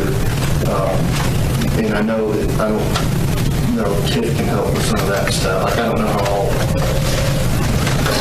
but when it comes to, if we're 15 years down the road, that's still a problem for today, right? Yes. What we don't want to do is get to where it's 5 years, and then we're thinking, oh, crap, we don't have money. We're going to have to. So are those conversations that I'm sure you're having, but maybe we need to start having more kind of joint discussions on, hey, let's talk about funding today so that we have that plan in place now versus.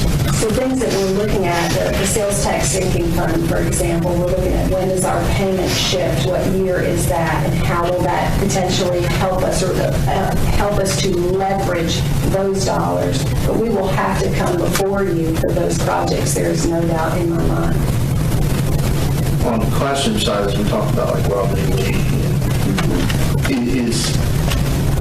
I don't know how do tuition students, is that an option, decreasing those? Like we get to decreasing the number of tuition students that we have to make more room, more not even just to make more room, but maybe if the classroom size is large, to decrease that size. Yes, to give you a sense of tuition students, in our east side schools total, all 3 schools, there are 73 students. On our west side schools, there are 192. So you can see we really largely place on the west side right now. And then our high school and TVA has 192. We have 432 tuition students. And yes, to your point, those are things we're already doing now, is not accepting everyone that has an application in simply because of space and size. So we do see that as a possibility, yes. Is the misbalance there that is 192 versus 7, is that because they've got to go to that side, or is it because you don't have room on one? It is the spacing that drives that. School choice could limit some of your ability to do that should it pass. So that would not be an option if the bill passes at the state, and they would have no choice but to accept out of district. So that is also something that you need to think about, that if you're unable to do that. I don't, based off of the crowd size, I don't think this is as exciting as people thought that maybe it would be. But since we do have the camera's attention, can you talk about, we switched from the BEP, state switched from BEP to TISA. Can you just talk about, for the public's benefit, how that differs, what the impact to you is, how TISA kind of breaks down? I know they've got their little pyramid and the different funding and what those different levels, an opportunity to kind of talk to the public, in this case, they want to do. So the BEP model was a resource-funded model. So that was, just think about what are resources involved in education. TISA is a student-funded model, so 2 different approaches. In TISA, every student receives a base amount of dollars, a base. Then there are weights. There are certain students who have additional weights placed on them. It may be a student who has characteristics of dyslexia. It may be a student who has an IEP. There are varying levels or weights. And that puts a percentage on depending on the weight. So each weight's a little bit different. So one student, let's just say Hank, he gets the base only, 7,000 he generates. And remember, what's important to know about TISA or BEP, it is not a spending plan, it's a funding formula. Those are 2 very different things. So let's say he gets the 7,015. I get that plus I am an EL student, an economically disadvantaged student, and a student with characteristics of dyslexia. I am formulating 3 more levels of weights. Then there are outcomes. Outcomes are assessment dollars that come into play. So that's another part of that triangle you're referencing. So every student, depending on their grade, depending on their weight, just formulates an amount of money. What's critical for every school system, you have to properly code every student. So a student who has characteristics of dyslexia, if that student isn't coded, or they don't have the required ILPD, they're not going to actually generate the funds, even though they have that. So coding is critical. So we have individuals who are going through every list to make sure every EL student has the unique learning code that generates that dollar. So that's very different. So in BEP, it was ABM tied, it was student tied in terms of your count, but not to what a student generated. So it is very different how funds are formulated. Now there's other dollars that come in like growth funds that aren't a part of the estimates we're seeing because it's not predictable. So at points in the year, they will relay to systems, you've had growth, you've qualified for this amount of money for growth, and it's just kind of a one-time thing. Or we had a month where there was no growth, so we communicate there's no growth this month, whatever that is. I think they do that 5 times a year. So that's another piece of it. To use the Ames Web model to monitor that growth? So we use Ames Web right now in 3rd grade as our universal screener, and we use iReady everywhere else this year. Yeah, that's why I bring up the total dollars per student, because we are, as you said, I guess I was under the assumption more people knew that, that, you know, it's based on those dollars per student. I think it's very, very important for you to know that per student average right now, so that, because then that lets you know where you're at and what monies you need to be asking for, so that we can at least be contributing the average amount, whether it be through city appropriations or whether it be through other sources of funding. And I say we as in the city school system, but you know, we're contributing 40%, which is, I think if you look at our budget and you compare that to other towns or municipalities of like size, we are actually getting above the mark. You know, we're above our weight as far as contributions. So I think that you're in a great position with the funding here in the city of Tullahoma and the support, but that support has to go both. I mean, we have to have a better relationship working both ways, and it has to be at the best interest of the students and not for any other factors. Are we moving to the study session now? Because that's why we're all here. The study session. This is the study session. Okay, we thought this was the budget presentation. Didn't y'all think that? Yes. This was the budget presentation. We call this meeting order as a budget study session. Okay. And so we're in the study session. We're doing it all. We're kind of doing it all. What we took is the agenda that you all had sent us that Mr. Berry, I believe, wrote. And we did our agenda, since it was a joint study session, to be able to answer some of the questions on here. So we didn't come because we thought that we were going to be fireworks or anything. We're all here because they're part of answering some of the questions or giving some of the information from what you asked for us. And if we want to get started with that, that would be great. And we'll question that. I was in the middle of a question. Yes. You can give me a moment. I also sit on the planning commission as well as the governor, and we have a lot of growth that's coming. You know, with the Summer One project and with the other things. And my question is, do you have like a long-term range plan for growth, so that you kind of have an idea of, you know, of how many students that you currently have and what your plan for growth is? So somewhat, in terms of where we know the growth is happening, our plan is, number one, to complete FARA. Number two, the sales tax sinking fund drops. Number three, come back and say, okay, we've got to move on Robert E. Lee and Bel Air. Those are the priority campuses that have to be next. And so we hope to be here really soon after FARA is done, because it's time. Robert E. Lee is close to just absolute full. Bel Air has some wiggle opportunity right now, not much. So that's our immediate future plan, to meet those needs. Because to everybody's point, what's coming doesn't happen that there's a phase of time. So there is time for us to be able to get these things. But we're not going to wait very long before we come back for those two campuses, because we can't. And we've talked about it here before. So it's something we're getting closer to actually coming to ask.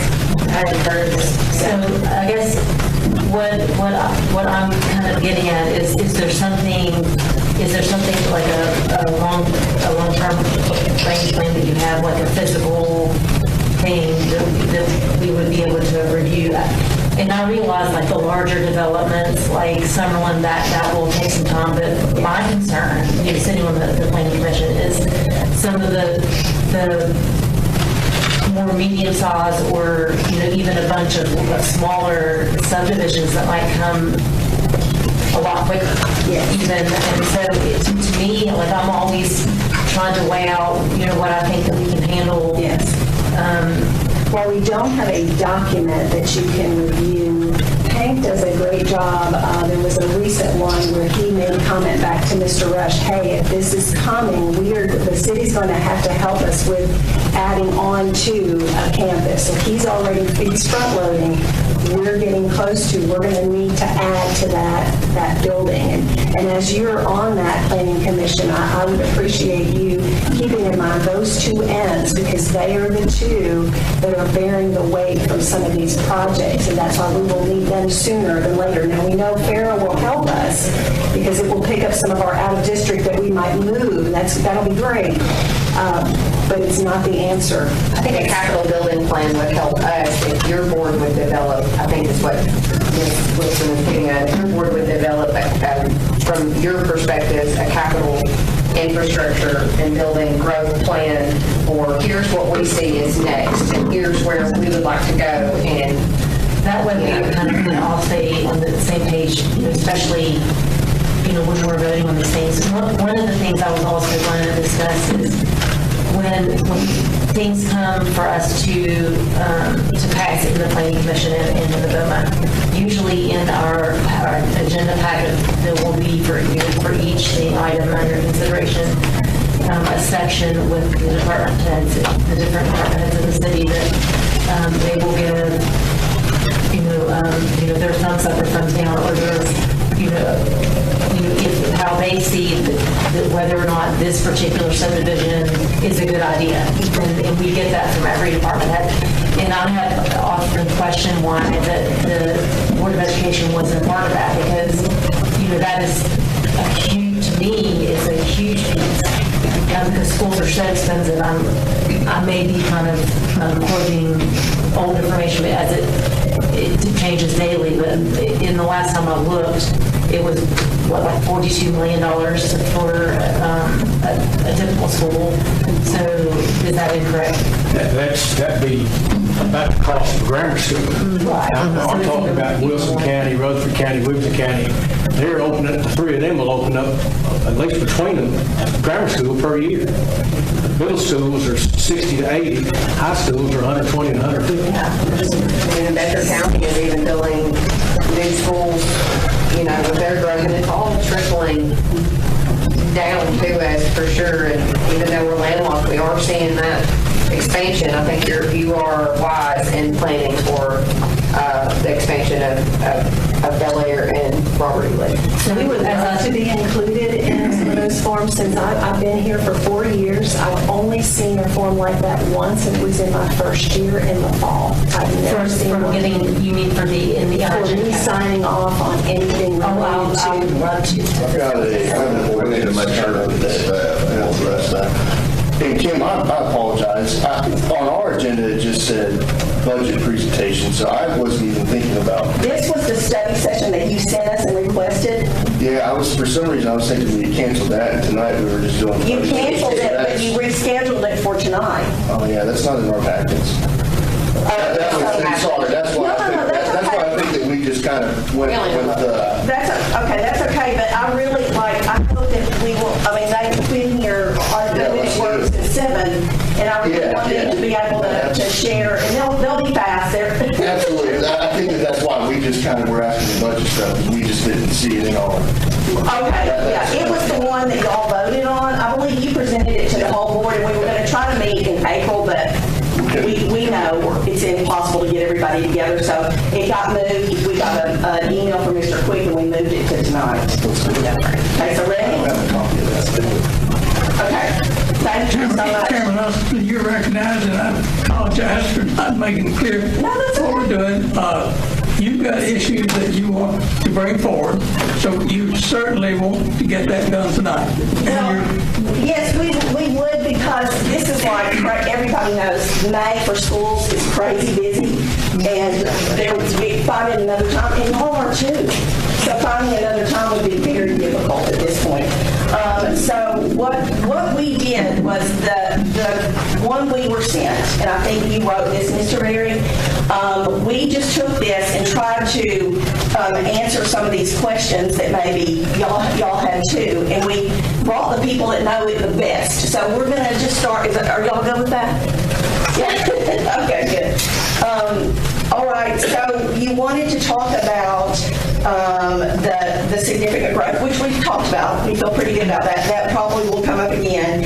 And we want to share some recent developments, achievements, and challenges within our educational system. And we're going to hear first from Dr. Christina Boone, who is our Director of Curriculum, Instruction, and Federal Programs.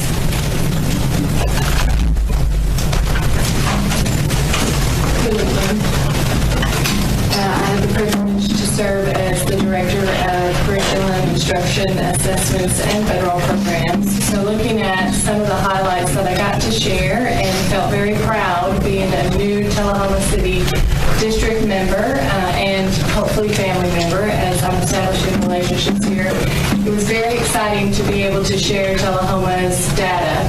Being a principal for the last 10 years in another district, I know the hard work that was put into these numbers and these successes. So, as I said before, accolades to the educators and the administrators that have put in the hard work along with their students to produce the outcomes that we have seen in this past year. I will ask Ms. Angelston to pass these out to you so you can see the data that we presented in the fall from last year.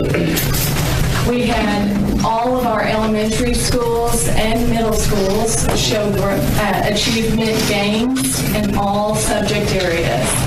So looking at the data that you are receiving, you can see the percentages from 2022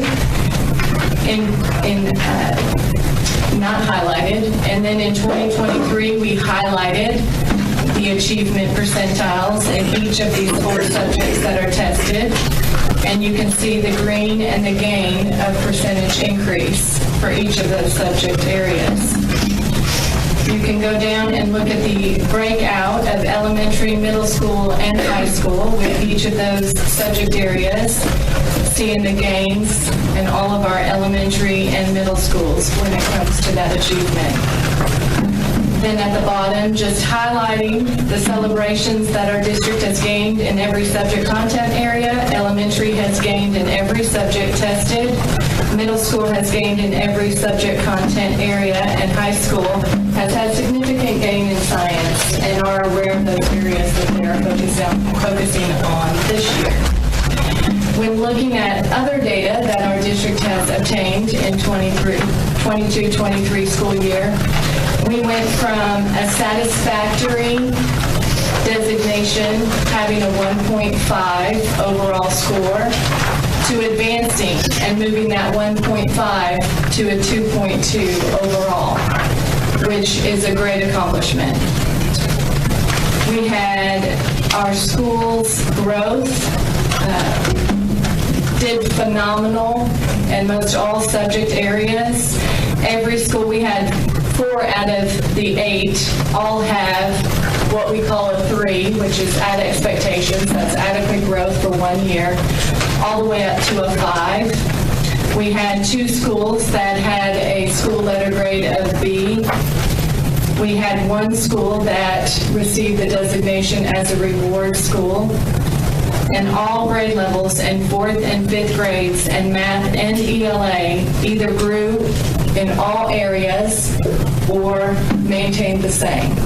So when looking at elementary schools specifically, when we're talking about the foundation, there is much to celebrate in Tullahoma City Schools, because not only do we have and achieve gains in every single subject in our elementary schools, we also either maintained or grew in each of those growth areas.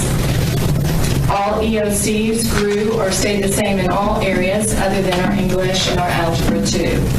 So overall, looking at that data and me coming in and analyzing the data, and you as a city who contributes to this city school, I'll say very frankly, since I'm probably the newest one sitting in this room, you should be a very proud city supporting and being a part of Tullahoma City Schools, because the level of caliber in the educators and the administrators, as well as the new assistant principals. And I'll tell you too, as coming off 10 years of being a principal, if I did not have an assistant principal in a school that was 400 kids, that actually was a magnet school on top of that, I would not be as effective as I was with an assistant principal.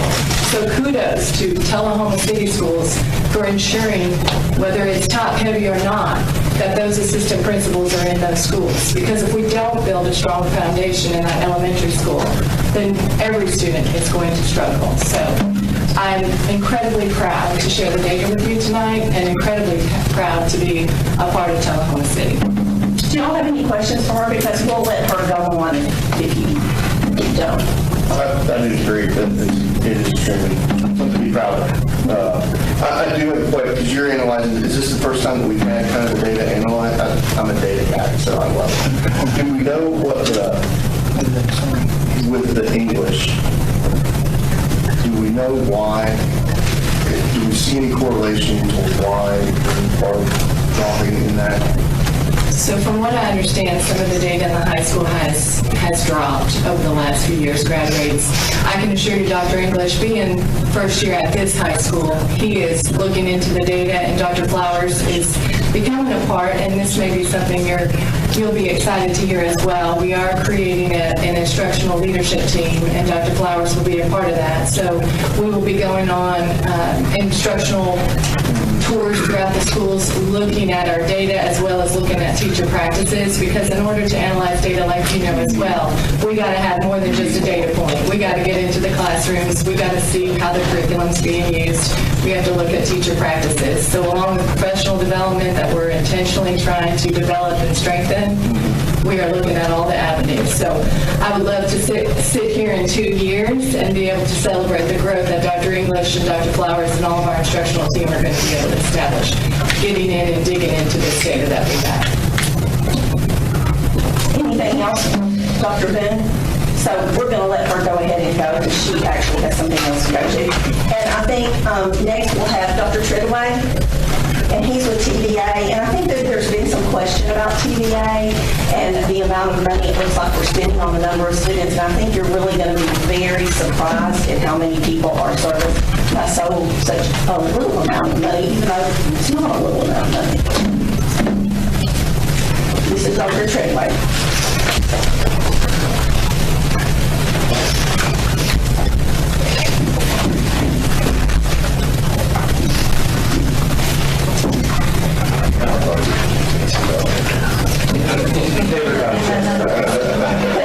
We were in Chattanooga. I didn't get the second one. I don't get it yet. HPBA. Oh, right. Everybody else, but Virtual Academy of Tullahoma. Instead of Tullahoma. That's right. Oh, you're spending how much energy you're building. So I'll be respectful of everyone's time and go ahead and get started. First off, I appreciate the organization of this meeting between these two boards. I really appreciate our school board, and we appreciate the work that you do as well.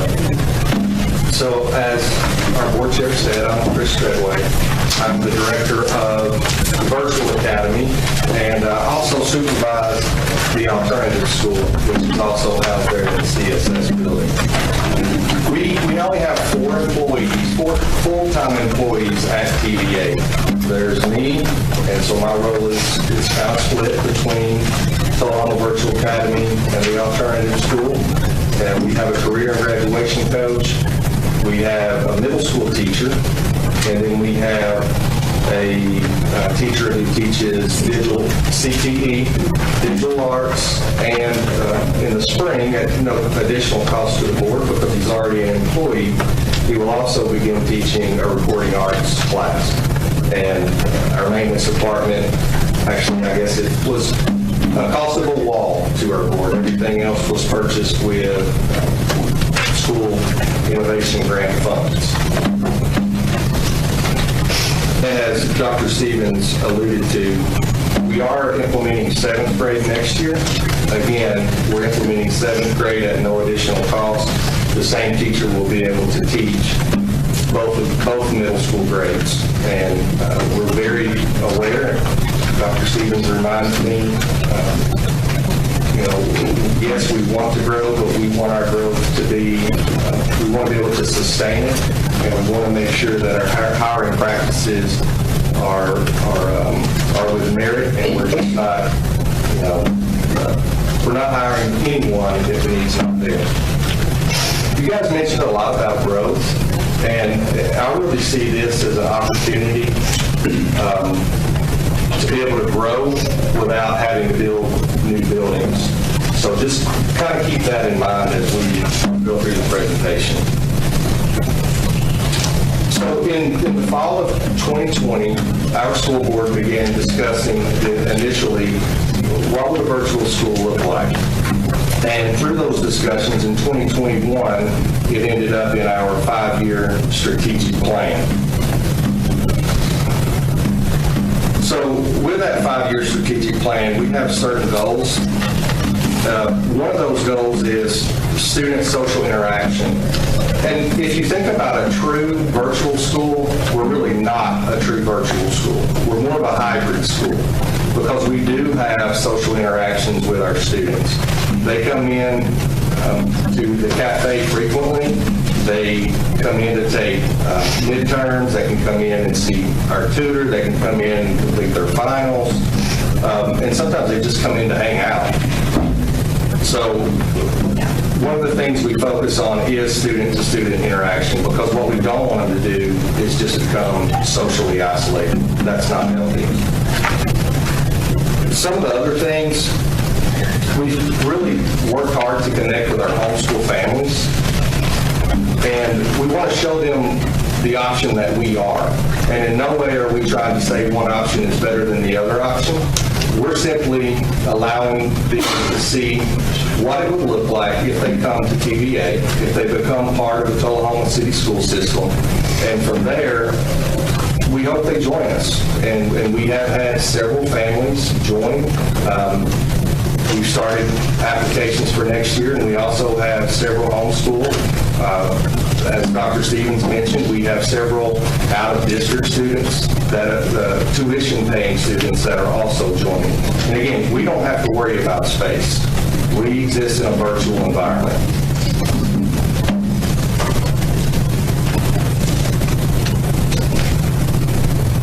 All right, as far as the startup goes, we received a grant for around 750. I think it was 750. I think the presentation says 759,500 for the Innovative High School Models Grant, and those funds actually carried us for the first 2 years. Well, those funds expired June 30th of last year. However, we were able to pay in advance. So we were able to bank some of the money in the future to pay for things, to prepay, you might say, to prepay for a lot of the instructional programming that we were going to need this year. So we do have our stipends and salaries that are on the current budget in the general fund.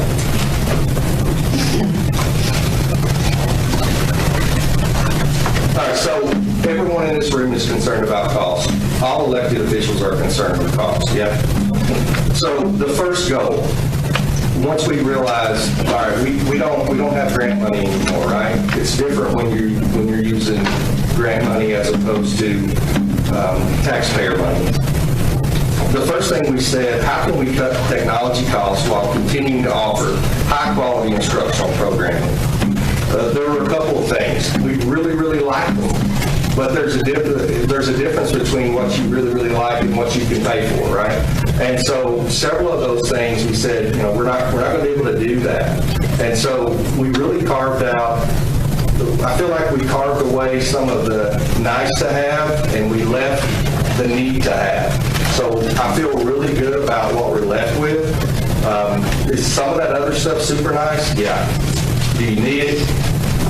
Maybe it's helpful, but we have what we need. We were able to get rid of that. You can see on the presentation paper, the tutor online, and we're not just getting rid of things to get rid of them. we're actually looking at, you mentioned you're a data guy, we're actually looking at student usage. Are students using these things? And in many cases, if they are, hey, let's pump the brakes on it and see how we can make this work. If it's not being utilized, then why are we paying for it? And so it doesn't make sense to do that. And so that was just it was a very in-depth process, but that was just a little bit of it. Another thing, getting ahead of myself here. Goal 2, reduce instructional costs while continuing to offer high-quality instructional programming. Now, instructional costs. I told you we have 4 full-time employees. Our other teachers are adjunct teachers. What do you think the most expensive part of, well, not the most expensive part, but a large part of the salary is benefits? When you have an adjunct teacher, they work as a part-time employee, you're not having to pay benefits. So just again, keep that in mind as we start talking about growth and the need to build schools. Well, we don't have to do that because we're existing in a virtual environment. If you need to add 1 section of chemistry at the high school, then you got to go hire a teacher, right? We don't have to do that. I need somebody to teach 1 section, so I just do that in the virtual setting. So it keeps you from having to hire a full-time teacher when you only need somebody to teach maybe 1 or 2 classes. Again, just keep that in mind as we continue this discussion about we're very aware of saving money while at the same time offering a really, really good product. So, my pages aren't numbered, but you can kind of see the full-time teacher cost versus the adjunct teacher cost breakdown. And that's what I was talking about. When you see that, $8,500 of that's insurance and medical insurance, dental insurance, retirement. So as an adjunct, we pay a flat $1,500 per class. We also have stipend bonuses per enrollment. And then if they teach an honors section, then we have another stipend as well.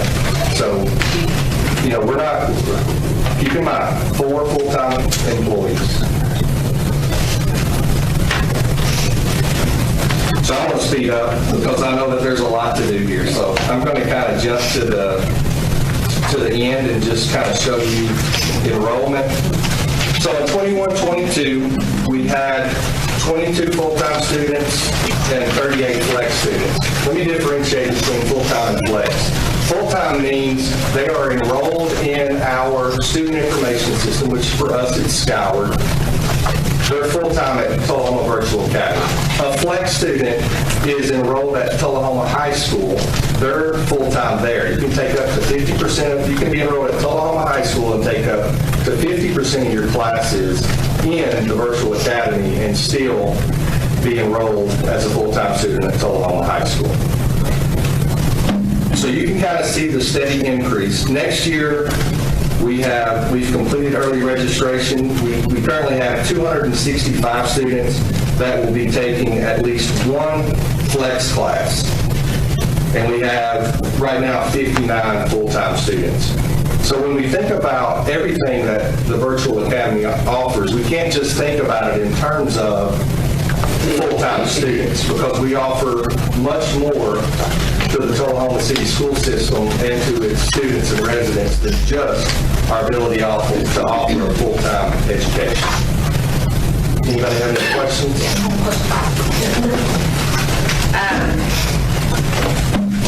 300 plus students. How many students currently attend Tullahoma High School? A little over 1,000. Okay, so yes, you're representing approximately a third of your high school population. The one thing that the teacher may come out.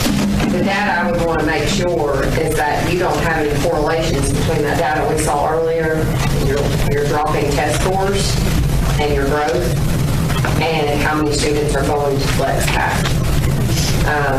And I don't know that you've been in business long enough to have that kind of data yet, but you don't want to be throwing, good money after bad when it comes to the cost of this program if it's ultimately failing.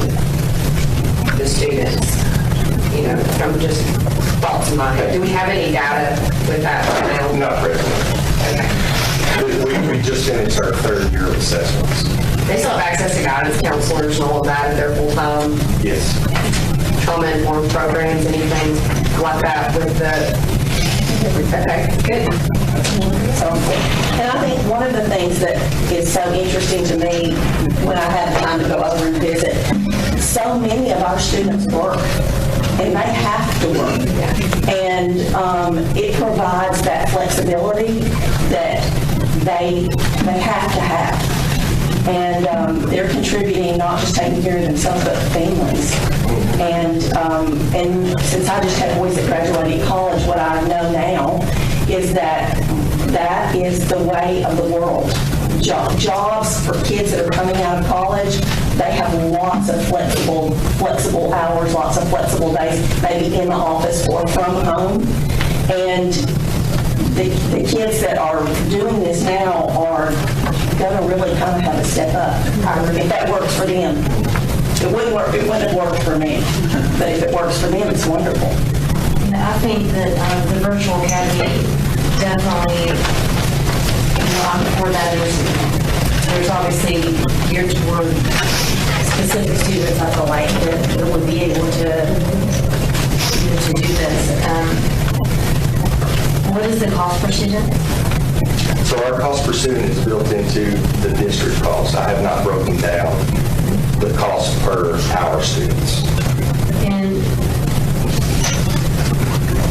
I guess whenever I'm thinking about, because you mentioned that this would be, that we should keep our eye on this as a way for grade when we're not maybe equipped to handle students in the school.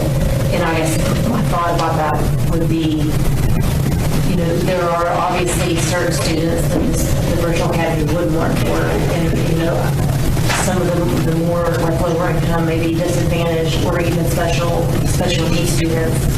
And I just wonder, if we, I caution about thinking that this is going to be our savior for, that we're overgrowing with more money. Yeah, certainly. So it is. I don't think we can point to anything and say it's for all students, can we? I mean, we've got to look at each individual situation and then help the parent make an informed decision. It's a great point. And also, everyone isn't accepted. They have to meet certain criteria in order to be accepted. And sometimes they don't continue because they are not successful in this format. So they return back to brick and mortar. This is no longer a separate school like it is on 8th campus. It has its own number, and so he has applied to the state to expand to 7th grade. So it literally is its own school. Yes. And then when we do test scores, when we take all the test scores, are these students in the virtual academy, are they weighed in with all of So like every other school, the virtual academy receives a letter grade and has students who are tested. The challenge is when you have so few students, so the letter grade earned last year was connected to how many students that took one math test. So until that number gets a little bigger, it's a bit lopsided to look at it and make an evaluation of it. The sample size isn't large enough yet to be able to say, yeah, I mean, even if it was an A, like I wouldn't be able to definitively say, yes, it's working.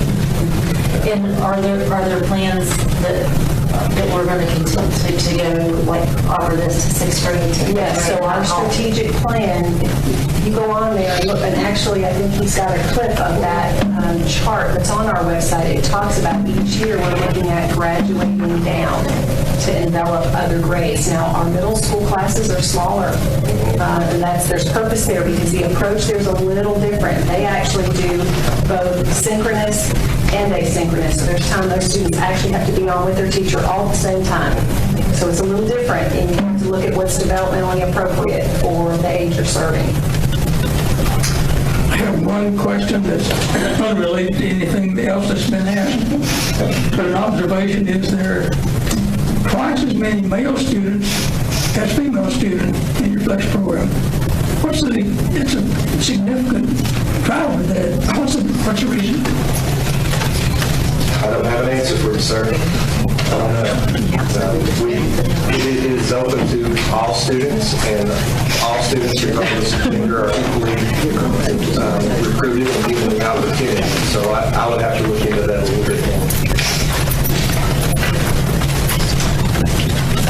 Anything else for Dr. Trevor? So you have the hybrid, which I like, right? It gives them the ability to come in and do. As far as when you're in a school designation, we don't have an SRO at that building because it's not designated.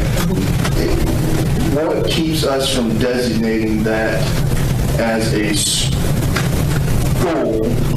building so that we can get an SRO into that building? When the list came out of SROs, and I reached out to Chief Williams, and I asked specifically about TDA because the address of TDA is the CSS building.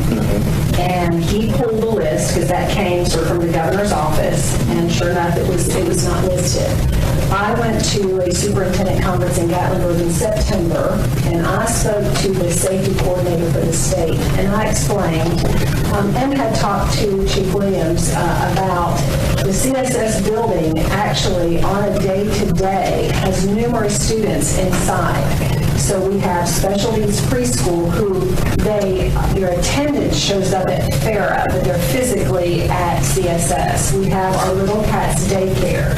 We have alternative school. Now again, like they are at the high school or middle schools, right? But they're physically over here. And unfortunately, when I talked to the state person, she asked me to do a follow-up email to explain, because she then asked several superintendents, do some of you have alternative schools on different campuses? Would that be a true need or issue? Almost everyone raised their hand that they had another site that they really need an SRO, but it's not a true school. So the state has the school number. It has the physical address, but obviously it's a virtual school, so it's different.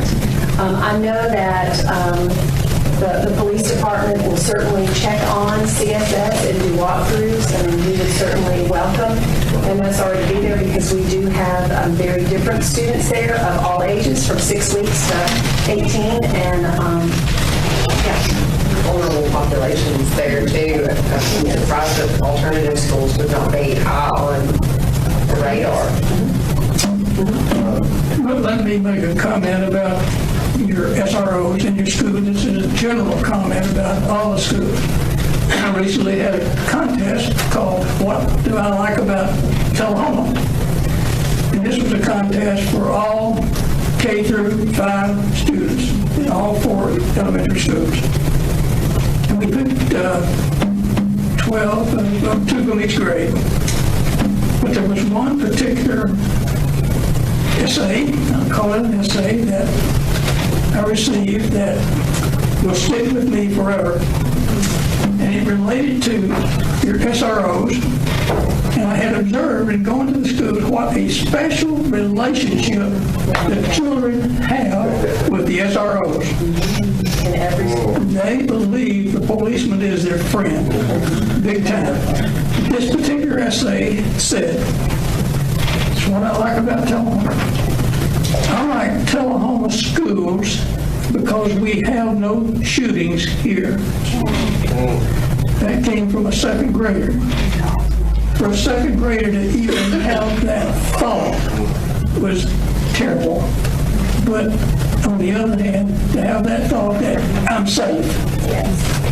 That's important. And our SROs, they work so well with our administrators. I'm thinking of a case today with one of our principals in an SRO who made sure a child got home at 4:30 when no one would come to pick up, and they teamed that out together to provide a safe way for the child to be home, to both be present and support the child, just make sure. It is such an asset to our children, but to our teachers and staff and families as well. So for sure, life-changing. Yes, our program is certainly working. Yes. Well, thank you for the question about the CSS building. Yes. We need to talk to Rush and Janice to get something changed there. Well, last question, and I'm interested, you figured out a way to virtualize physical education. Can I get in on that? I tell you what. Very good. You just go see Coach Morris and she'll take care of it. Virtually, right? Well, it won't be do it from the couch or. If you have not been to the virtual school, I really would encourage you to go. The recording studio that's going to open a track of courses that's not offered anywhere else. Really got a nice lesson. It's going to be amazing. You can see the instruments, all the things. It's just an amazing place. I would be remiss if I didn't thank Dr. English. She started the virtual academy, and so I'm just he kind of laid a really good foundation and left me in a really good situation. So we would love to have you guys. If you want to come by, just come on. And he authored that grant that was one of 21 across the state awarded that started the virtual academy. That was Dr. English. So he does deserve high praise. Anything else for Dr. Treadway? Because we'll let him go too. And now we're going to have Dr. Tullahoma from East Middle School. And also, what we were talking about, this is kind of maybe off, and I'm going to be quick. We're talking about our administrative costs. I want you to pay attention that we are doctor. I'm beginning to wonder if they just give those away. I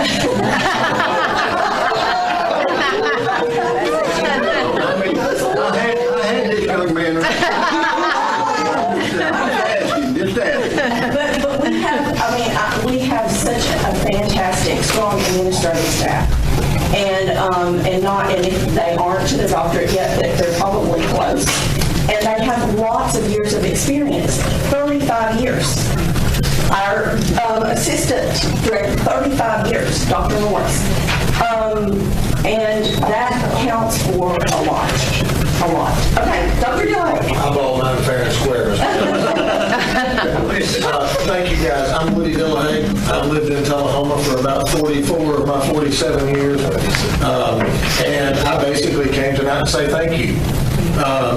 I'll start. I was asked to speak about two topics, the SRO and the middle school assistant principal. I was a principal at Robert E. Lee for 5 years, and this is my 5th year at East Middle. I came back to Tullahoma after teaching 5 years in 2003.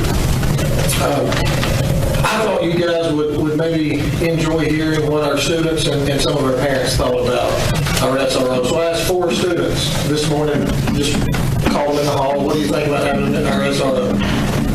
Student 1, I feel a lot more safe. It makes me feel good when I see him walking through the hallways. I know if something happened, I would be protected. Student number 2, I think it's cool. We're better safe than sorry. I think it's better to have one than not. If it keeps our school safe, then that's good.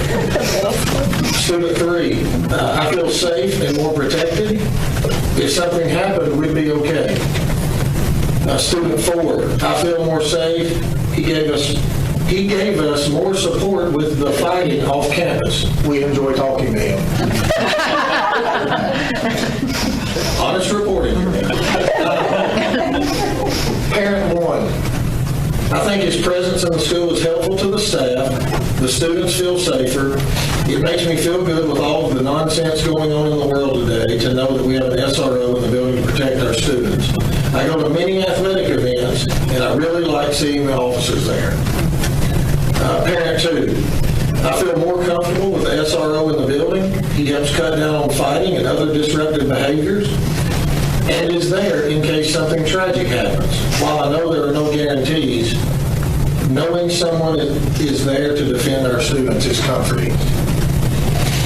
From my perspective, our SRO's presence in the building is undeniable, but his primary focus is to defend our students should that be required.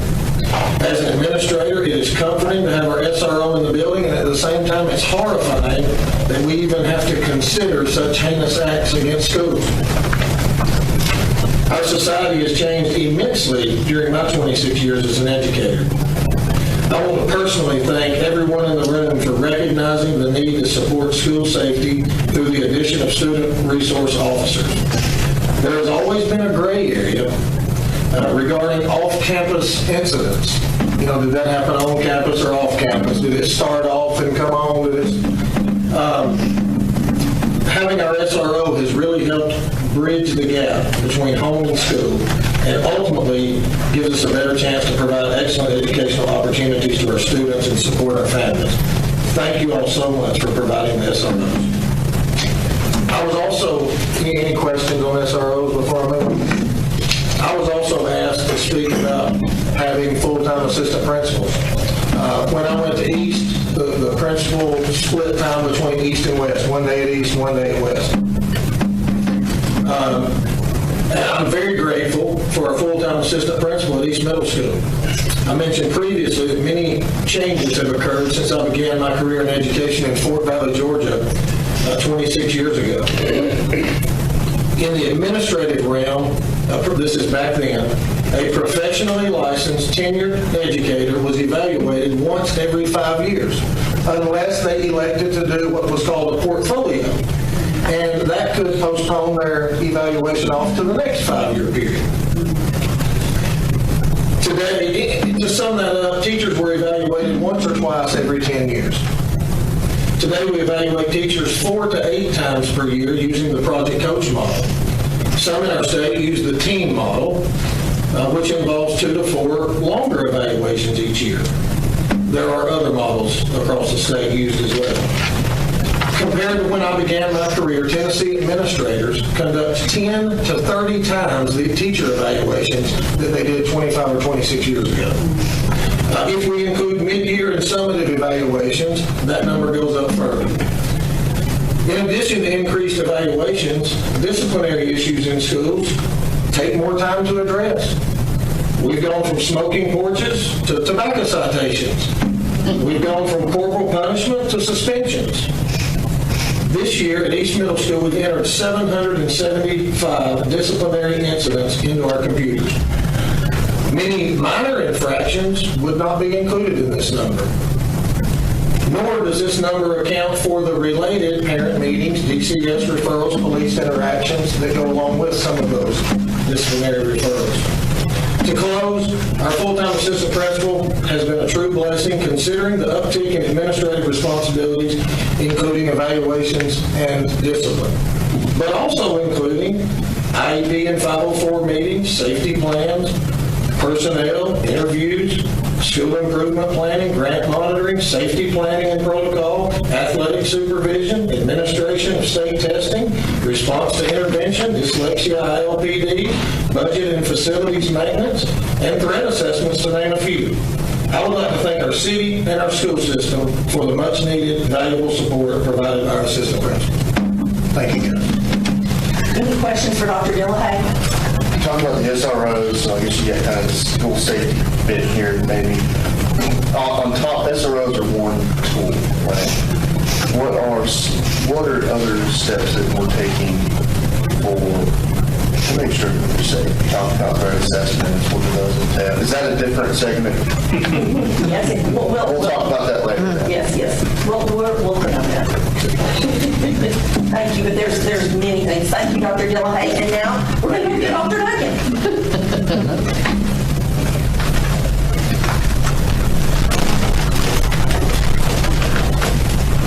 Mathis, you saw me stretch.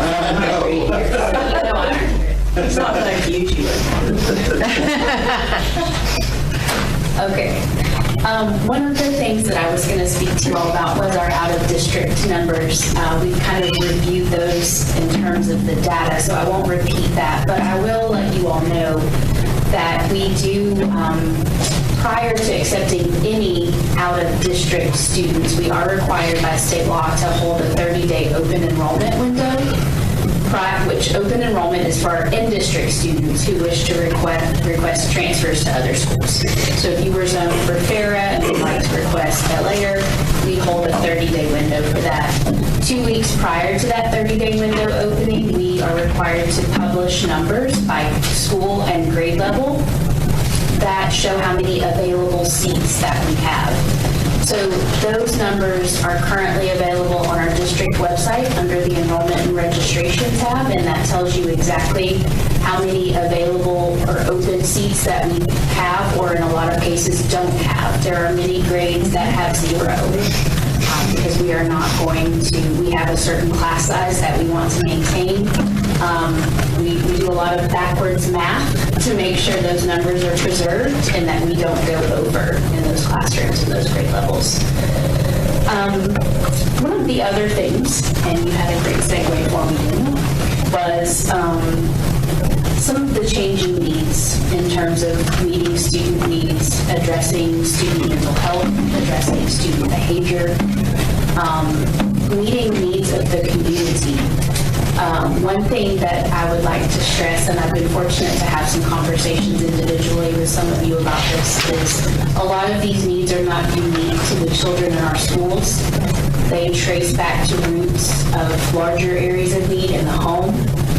And one thing that I've already been able to talk with Mr. Cook about, and I'm excited to have a new community engagement officer, is working in a coordinated effort to build capacity in our families and in the homes in Tullahoma City to better support students, and not just their academic progress, but their emotional stability, their mental health, and their behavior.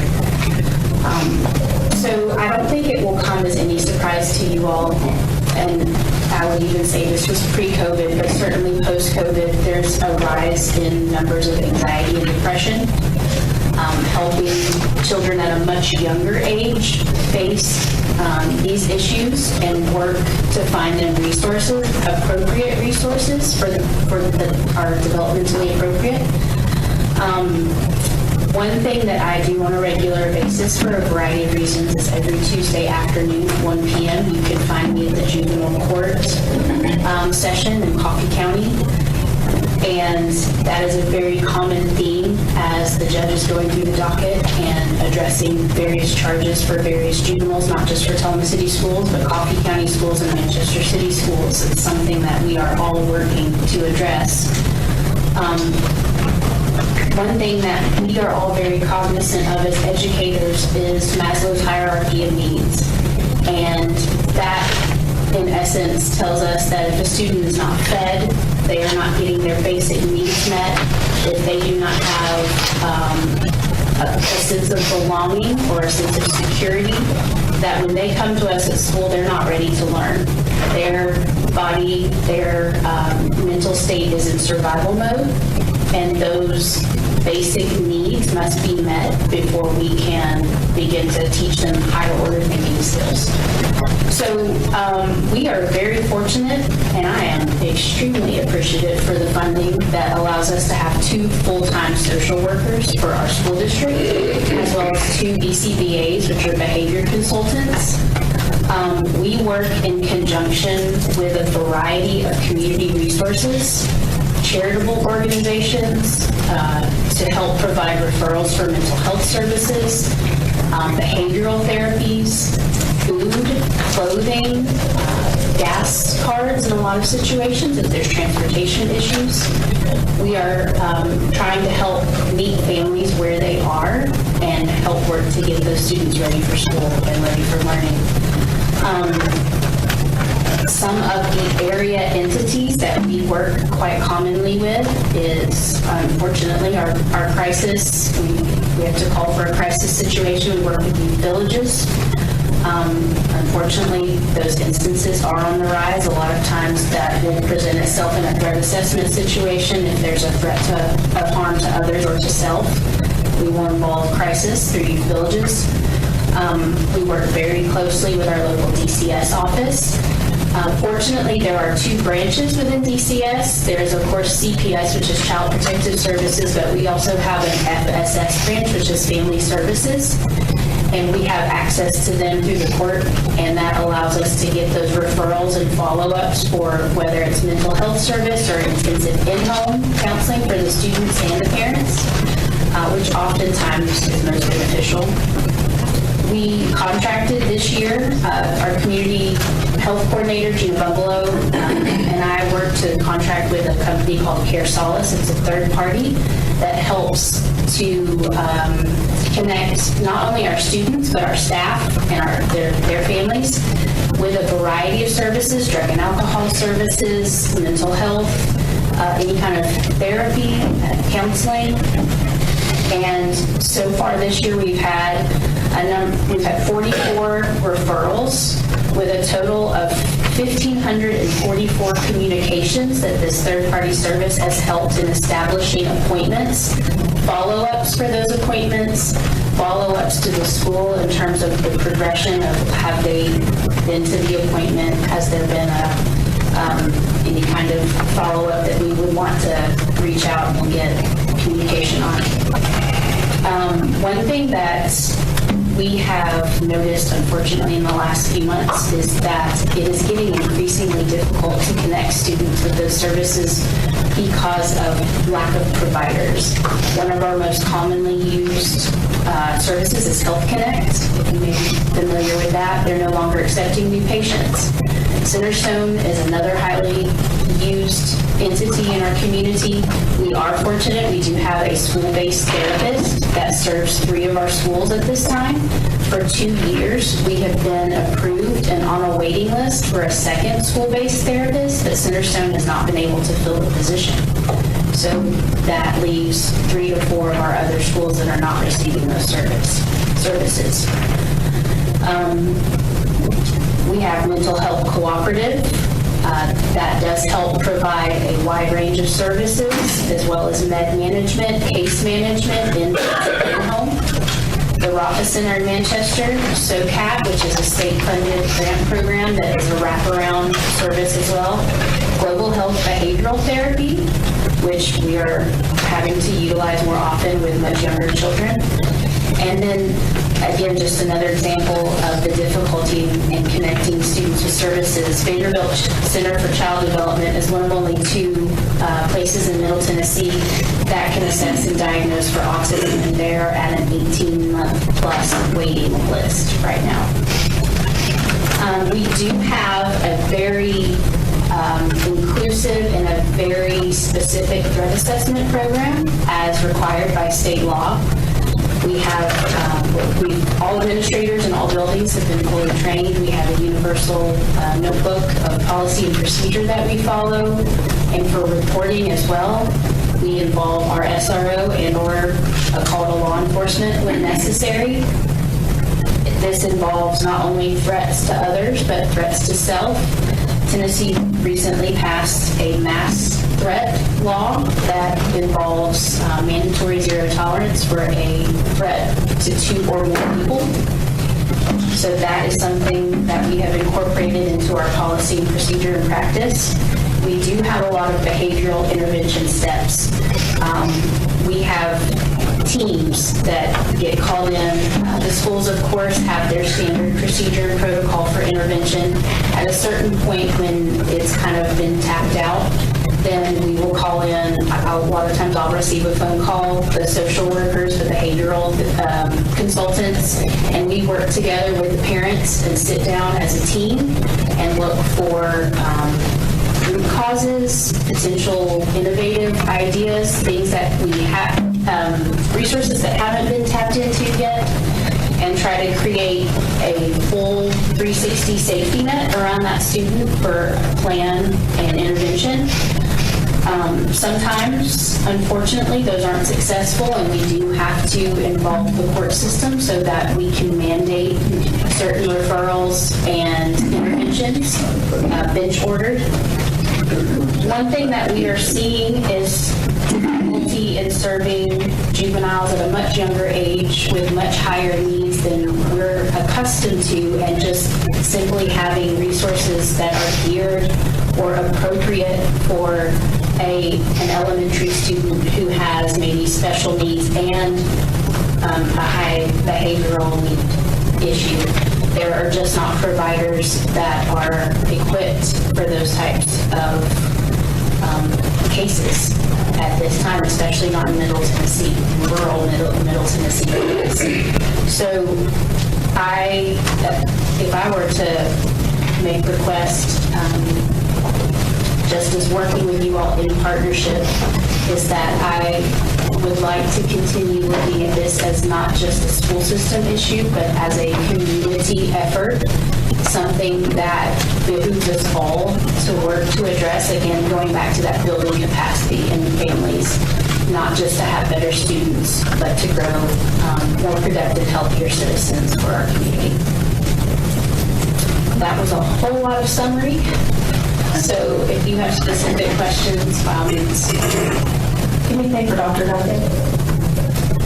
Just to, what I was doing just previously with trauma informed program, they were using the Y-Prob over there, and it seemed to be working out relatively new. Another thing that school system is offering is MRT. They're going to start offering MRT in the school system and have a provider. It's like almost like an RTI provision for behavioral plans. And I know that if you're going to juvenile court, a lot of times the court will offer MRT. I didn't know if that's something maybe we could get our SROs trained in to provide, and that may ease some of that burden and increase that relationship. So just a thought. We did implement Y-Try. It's more cognitive therapy, and a lot of the juvenile courts will order that. Well, not just juvenile, there's an adult program as well, but it's becoming more and more popular because they have a specific juvenile curriculum it's almost like a step program. It takes about 16 weeks, I think, to go through it, but some schools are implementing it on campus, and it's now something that if you're in juvenile court, you may get sentenced to, and they have to go off campus, and it becomes another issue trying to get them there and everything, but it can address some of the behavioral issues on campus as well, and it may be something, if we have our SROs, like a training opportunity for our SROs,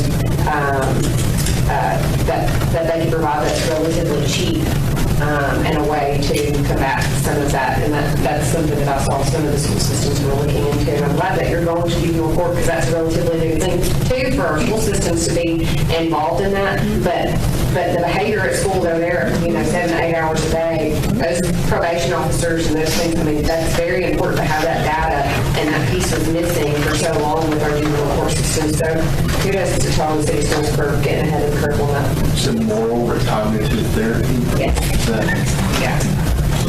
And we have implemented Y-Try this year across all our schools. We're holding small group sessions, especially in our alternative school. That's a program that we are implementing there. Middle schools, it seems to be pretty effective. So. Yes. We've got our social workers and our BCBAs have a rotating schedule where they go to each of the schools and have small group sessions with Y-Try. Yes. And we're working on training the trainer to be able to train the trainer. Yeah, that's great. Yeah, that trauma-informed stuff is really good stuff. So. Anything else, Dr. Duncan? Thank you. The next thing we were going to talk about were the hard-to-fill positions and the space challenges, but we've already talked about that, so we're going to, are y'all good with all of that? Okay, we're going to skip that. And did we talk about the first-year teachers making $50,000? Okay. So a law that Tennessee put forth last year is to have all first-year teachers with no experience making $50,000 as a starting salary by 26-27. So every school system is tasked with changing their scale to get that first line to that level. So as we were working our budget, looking at where we are now with that budget and moving toward 50, a change that we made is we're getting our budget to a little over $46,000. Our finance committee, which is Andy Ritt, Kim Usselton, Hank, and me, worked on that, and we were tasked with, let's set this goal so that next year we can bump up, say, to 48, and then we can hit 50. So in doing that, we had to then look at how do we impact everyone else. We want to keep the steps, which we were able to do that you've heard about. And we like demonstrating value with everybody getting the same increase across the board. When we do our proposed budgets and raises, the one alteration or caveat to that is our true first-year teachers right now, they will actually, there's 10 of them, they will actually see a 3% increase and not 2%. Because if we left them at 2%, they would actually make less than what the new teachers will come in and make next year. So they're the only group that got a bit of a change to that budget. So laws do make things tricky as you're trying to manage all these competing things and hit those requirements. Okay, do you want to talk about the fair budget? Yes. About that. We did talk about that. Okay. I don't think so. Anything else about that? Okay. And Pat or Teresa, do you all want to offer anything about the Orcutt Winslow report? Okay, do I need to come up? Come on up here. Oh, come on down. If you think about our schools and they were evaluated, which school would you think that they would say needed the most work? I would have said East Lincoln. Before the new East Lincoln. Yeah. Oh, right, but Bel Air. Well, that's what we all thought. That's what we all thought. But, okay, it's the high school. The high school, but, okay. Okay, and I think it was 2021, we had a very reputable firm out of Nashville called Orcutt Winslow, and to come and assess all of our campus buildings. And those assessments included, which they called, which of course the site, and then what they called the envelope, which was the outside of the building, and then the inside structure, as well as the mechanical and the electrical of each school. And which was surprising because I probably would have thought Bel Air as well, but the top 3 schools that they recommended that we replace or heavily overhaul, yeah. Well, the first was Tullahoma High School, then Fair Elementary, then East, and then East. I said East Lincoln, but I meant East. And I'll tell you the reason why Fair and East Middle. What I read in the summaries were, although Bel Air has very good bones on the outside, it needed some work inside, which we've done. We have nonstop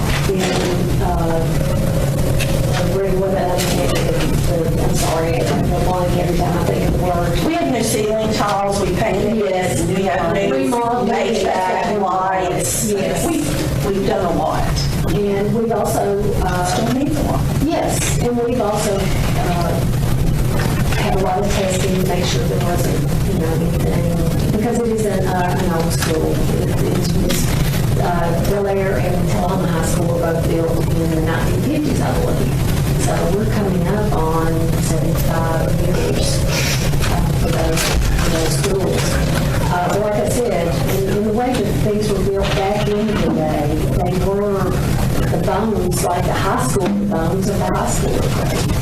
But anyway, getting back to the reason that I saw in the summaries was, and this was in the 70s, and I think some board members may have taken a trip to California, and the open concept, the Mathis, all of the Mathis. You may never get over that, will you? No. It was the thing then, at that time. And what they said is, in the report, is that open room concept in the pods, the separate pods, is not conducive to a 21st century learning, teaching and learning for the students. And also there's challenges with with technology. Yeah, because safety, technology, the environment. Yes. What's most concerning to me is those schools you mentioned are not the ones high on our radar because of growth. So ultimately, that's like every school in our district. Yes. But we're building onto it, and of course, Fair also did not have a cafeteria. So there's if you look at that, although they were very well maintained, they're still aged, and they're still, as far as East and Fair goes, the open room concept, it's very hard for teachers to teach in that environment, and especially for some kids. Did they change East Middle? Is that what your question? Yeah, because They did, but the way fair is configured with that ground, it was impossible to do that. And the codes, fire codes and everything, airflow, I mean, there's quite a bit of issues. And when we looked at what we had available to us for bonds to build the schools, fair was the one that was really all that we could do at the moment. And that's why we chose fair. And we had been looking at fair for many, many years. Since the 90s when I taught there. Yeah, it's been, we had architectural plans developed back when Dan was still here. And so we had those available to look at and different options that we could, and I think we've done a really good job. What's the projected open date at this point? Do we, August 25? August 25. And what we hope, the round main pod, that is actually very appropriate for early childhood. They have different needs and space use as opposed to K-5. So we will repurpose that and hope to make it an early childhood center where our little cats and all of our preschools, PPK, special needs can all be there and have typical peers and interact together. So we are going to reuse that space, which will then help with some of the rooms that we need on the east side and potentially allow TBA actually to expand out into some spaces as well. Well, and also with the high school, because of the age of the building and how many times it's been added on to, there's some, you're either going to have to, their recommendations was look at a different site, stay with the site you're on and just tear it all down, or totally remodel. I'll use that word, remodel, which is, just do what we've done in the past. So we'll be looking at that, and we do study this quite often. Capital plan, I think, would be very... It is, but you've also got to look at funding, because what our city bond person, employees, they let us know, okay, we have this much available. Our city bond person, what is the correct term for that? Well, we have financial advisors. Hank and I look at where we're at, and then we've got a financial advisor. Okay, there you go. So that's what we look at, and we have that obstacle, and I know there are other systems.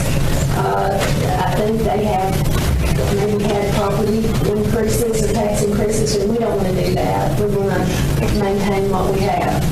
Right. So we're looking at everything and what we have available, and then our maintenance, ongoing maintenance is like in the report, very well maintained. So I think our maintenance staff does a really good job, and what they can do, we make sure it gets done. So.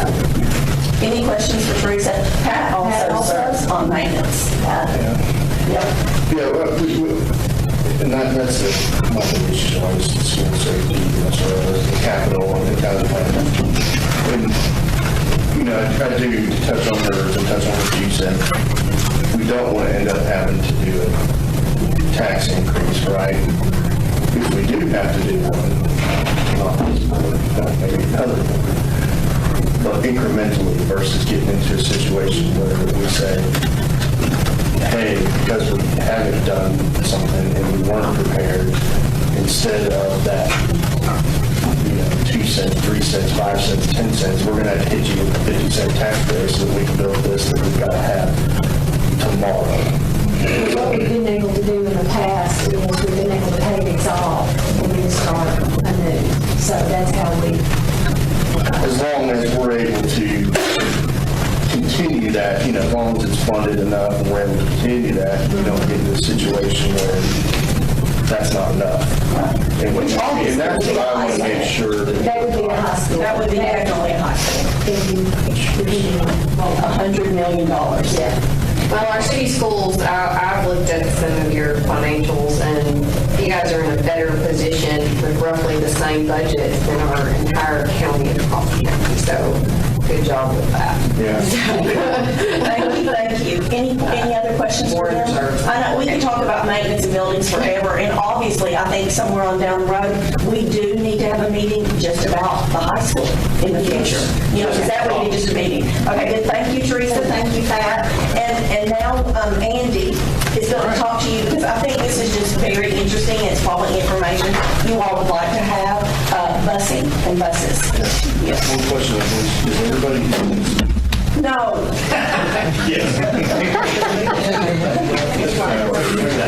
Andy, you want to know how many calls on Andy? Only Kim can tell you. He said, Kim had said something paraphrasing that the people qualified would be talking or knowledgeable. I'm not knowledgeable about busing at all, other than just specifics of it. I've been on the bus. That's about it. So, You know the financials. right, from financial, but y'all are, like me, out in the community, you get questions about busing. Why doesn't Tullahoma City have buses? And so, but we've actually done a lot of studying, and this isn't to advocate for busing or, to discourage against it, but just to let y'all know we do look at it, we do consider it, but as you can see, there's benefits to it, but there's also a cost as well. And just, kind of current state, now we have 10 school buses, is what we currently own. One of those is pre-2000. It's a 1999 bus. All the others were purchased in the 2000s. We do have on the budget, I think this year we're going to replace one. We should be replacing another one here before too long. From a staffing standpoint, we have 5 bus drivers. One of those is the transportation supervisor as well. It also does busing, and then we also have 8 aides that help with the bus drivers and kind of tries to maintain law and order on the buses. We run 5 routes in the morning and in the afternoon, and then 3 at lunchtime. We 68 students with disabilities, will ride the buses and get them back and forth to school. The next page, we just kind of give the legal guidance, which is like any good law. It's very, gives you options both ways. It says, it has the magic word "may" in there. So I'm not going to read it to you, but we can provide transportation as long as we don't have to provide transportation. Now, when we get into, if we wanted to go to full, transportation, school bus transportation for a startup, it's significant startup cost. We think we'd have to add 26 buses. This is looking at other school districts that are comparable to our size. We'd have to add 28 drivers. And, especially if you have full-time drivers, if you're adding in all the expenses on top of that becomes costly. I stated earlier we have 8 aides. We don't know how many aides we have to add, but it'd be a significant number from there. So we'd still have to study that, how many we have to add. Now, the aides aren't near as expensive as the actual bus drivers or the buses itself. And then just all the costs that come on top of that, the benefits and insurance. We also have to look at the upkeep, the maintenance costs, the location for the buses. We need video surveillance and video. So there's a lot of stuff that goes on with this. And we also need, a transportation office as well. We need people to control, what's going on, your dispatcher and things like that. And they're going to need an office as well. So you can see this is adding up quickly. And if you go to the next page, we have in here, almost $6.3 billion is what the initial startup cost is. And that's the, $145,000 per bus. And then you can see all the lists of those stuff. Now, the first part is kind of an upfront one-time cost. That's $3.8 million for the buses itself. All the other costs below that, there's $2.5 million of annual recurring costs. So that's going to be the insurance, the maintenance, the driver, the driver costs, their personnel costs, the aides, software, and then the office personnel costs. So that's going to be just a continual cost. And then that's not also taking into account, we have to go out and buy land and we have to do some infrastructure there. So really the $6.3 million is almost, I would say it's a floor to me. And it actually, in reality, would be more expensive than that. So with the, and also, going to the buses, of course, I call it an upfront, but it's not, it's not an upfront one-time cost. We'll have to get on the cycle, and then we'll be replacing 4 or 5 buses a year at some point. Now, those buses would last us a while, but at some point, there's, of course, no telling at that point how much they would cost. So it's something that it would be a lot to bite off, in a big financial drain for the district to do it. But just because y'all have, get some of those questions too, I just want y'all to know, here's the magnitude if we ever went down this path, that it would cost us. A lot of challenges with it on the next page. One is, if we're going to have that many drivers, we have a hard enough time getting 5 drivers, much less, even more than that.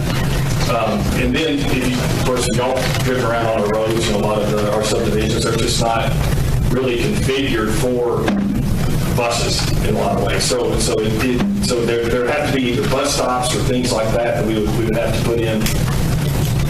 Locating land to house the bus fleet. Here's another one, the school start. Of course, our school start at 8 o'clock in the morning. To go to busing, you probably have to stagger those school starts and school stops, so that's another challenge. Of course, weather, that's one of the advantages we have with the school district now is that, you don't have to make an early call on weather a lot of times. You see it around here. Of course, the school, I know when I was in school, I'd always be frustrated. Why am I going to school? And Coffee County's out. They actually, declared it out yesterday, and I had to go. But that gives us some flexibility. But if we did that, we'd have to build in more inclement weather days and things like that. And also there's a component of additional after-school work. You got to make sure all the kids get home. If they don't, then you got to, or no one's there, you got to bring them back, and you got to try to figure out how to get them home. So there's a lot of work there. And just the additional student discipline on buses. Now, we also brainstormed on what are the benefits. There are benefits to it as well. It's not as long a list, but one is, you'd have access to daily transportation, the students would. That's a good thing. Going down to my last point, truancy numbers would decline, most likely. I mean, we don't know that for sure, but I'm pretty sure they would. And then we could rezone the schools. That's always a difficult choice, is try to rezone schools, but the busing might be able to help with that some. And then the big one, I think, would be job creation. I mean, we have a lot of jobs we can add almost immediately if we did it, but so there's some benefits to it, but I do think the cost is our current system is currently prohibited, but at least this gives you something that y'all can think about, or somebody talks to you about it. At least you have some numbers to back it up. So, any questions? I'm not advocating for school buses, but another benefit I think that you missed on there was that on some of our roads that seem to need to require improvements or upgrading the size of it only occurs at high traffic times of school pickup. So if the buses were taking kids in, then those roads wouldn't be congested during school pickup. Correct. That's a good point. Yes, there is congestion. When talking with our police department too, that was something that they had talked about as a benefit. It's not just the congestion, but accidents that happen in the mornings. Our benefit is, we do sometimes wait till the last minute to call school off, but that's not always great that we still have parents driving on the roads when they probably should be. We're telling them to stay home and stay off the roads, but they've got to get the kids to school still. Yeah. And that's a safety issue for it. And looking at typically, it's in that situation, usually we're going to be closed if, of course, the city's recommended it too. The one that always frustrated me as a child is that there wasn't a snowflake in the area. Coffee County was out of school, and Franklin County was out of school, because it always snows on the mountain somehow. One of the things I'm looking like a potential startup cost, I think even looking at buses, one, have we done kind of a poll with the parents to see who would take advantage? 26 buses, 78 better. That's enough buses for 2,028 kids to ride the bus. Would we need to start up with 26 buses to fit? I don't think there's 2,000 kids that would ride the bus, but maybe we've got 200. Maybe we need 2 buses. Maybe we need more. Well, I think also you have to offer it for everybody. There's a lot of voices there. So I didn't get any of that. You'd have to open it up to everybody. You'd have to be prepared for, offering it. I mean, you can't have just this area or just this area or just these. Say, hey, You can have bus kids stops, that like you live. You can do bus stops. You can do bus stops, and I think that you could strategically do those bus stops where you have hardship areas, those areas that are more than a mile and a half away. Think about your Ledford Mill Grove and your north side of town. All of those kids who live in those areas are more than a mile and a half away from school. And I think that you could phase it in with a bus stop. I'm not advocating, I'm just saying that if you wanted to do it, there is, where there's a will, there's a way. We all know that. But if you want to do it, then you could potentially look at your hardships first. We do see kids, I see them, I go out every day, and I see kids walking to school in the pouring down rain. And so there are, that would be my question is, and again, I'm not advocating. Well, I am advocating. If there's a need, I'm advocating, right? If my constituents say, hey, we have a need, then I'm going to ask the questions, and I'm going to probe and try to find a way to do it if it's possible. And, is that not something that we can say, hey, we want to maybe look at how to phase it in? And first, it's accessible to those that live out a certain way, or it's accessible to those who are low income, their parents don't have vehicles, these kids are walking to school. And I think it's justifiable because that's a safety issue. We also don't have sidewalks everywhere. And that's a cost for us to put sidewalks everywhere. I think that we totaled it up one time and we're looking at $18-20 million for us to put sidewalks in where we need them.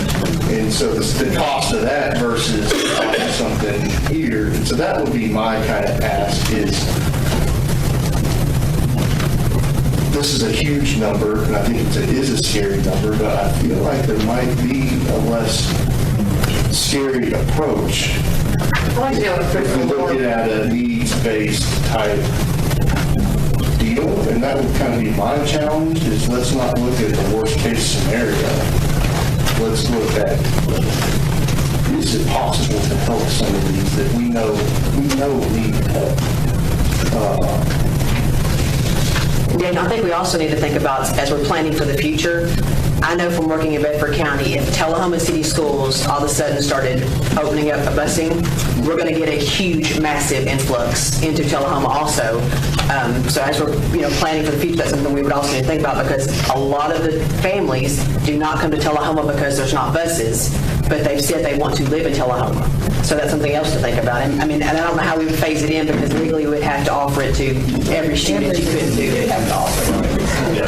Principal Moore, did you have something? Just as somebody that has a CDL and has driven a sped route, the infrastructure in Tullahoma is not made for driving a bus through the neighborhoods.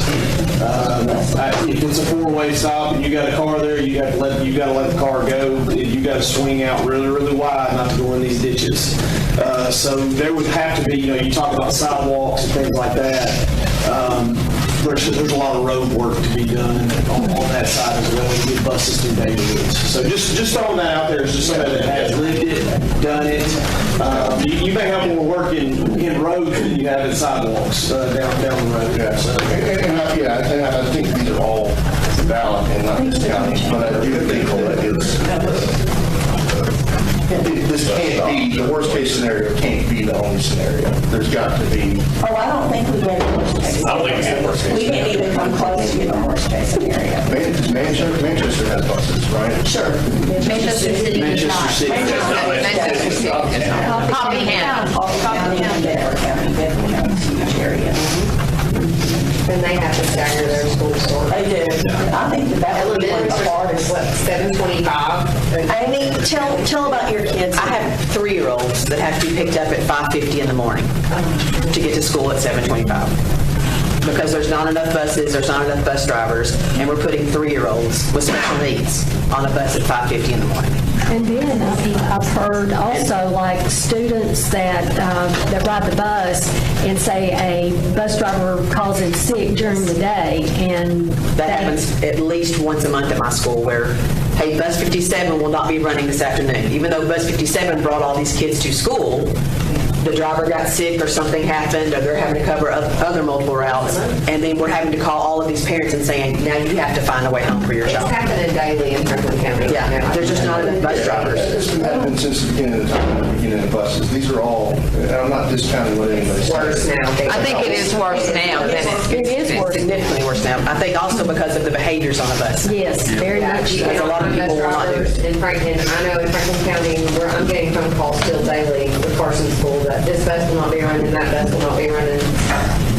And all bus drivers are pretty much contracted now. They don't work for the school system. They're contracted out, which means you can't even ready to do it. There's not a lot of teeth that you can't be like, okay, dude, you're fired. But then you have nobody. So, If we're comfortable with this is the answer that we want to march out and tell our residents that this is.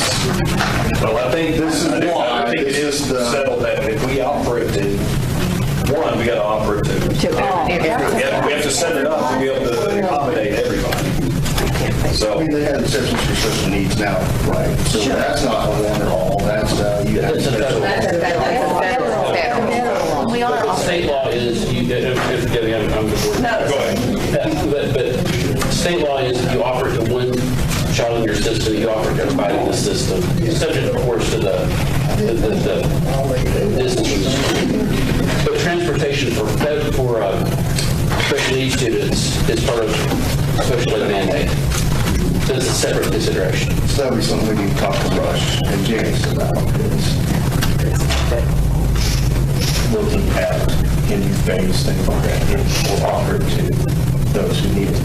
Right? We can under the law now. That's federal law. You're asking the question, could you change the law? State. The state law to provide transportation for some students. Yeah, that would, if the law were changed, we have a lot of flexibility. But that's true for a lot of things. I don't like the answer, no. We're not saying no. I'm not saying no. I know. I'm not saying This isn't saying no. This is just saying this is information that shows. No. I know. We need to be judicious if you go down this path. We need to make sure it's something that our constituents actually want. Just to start. If you had $6 million, let's just say, started, would you rather spend it on buses or would you rather spend it per capita of your students? And I think the answer that I'm coming at is put it back in the schools for the students, for the curriculum, for the teachers. Well, you're looking at the infrastructure too, as far as like the roads and everything else that would have to be modified to accommodate And also with the heavy buses on there, it seems like they would chew the roads up. I worry about safety concerns if you had bus stops too. Yes. And the liability of having buses. There is liability. Absolutely. Well, at least there's some basis in sharing information. That doesn't mean that it's a no, we won't look further, we won't talk further. And by the way, this is Scott Bennett, our board secretary. He's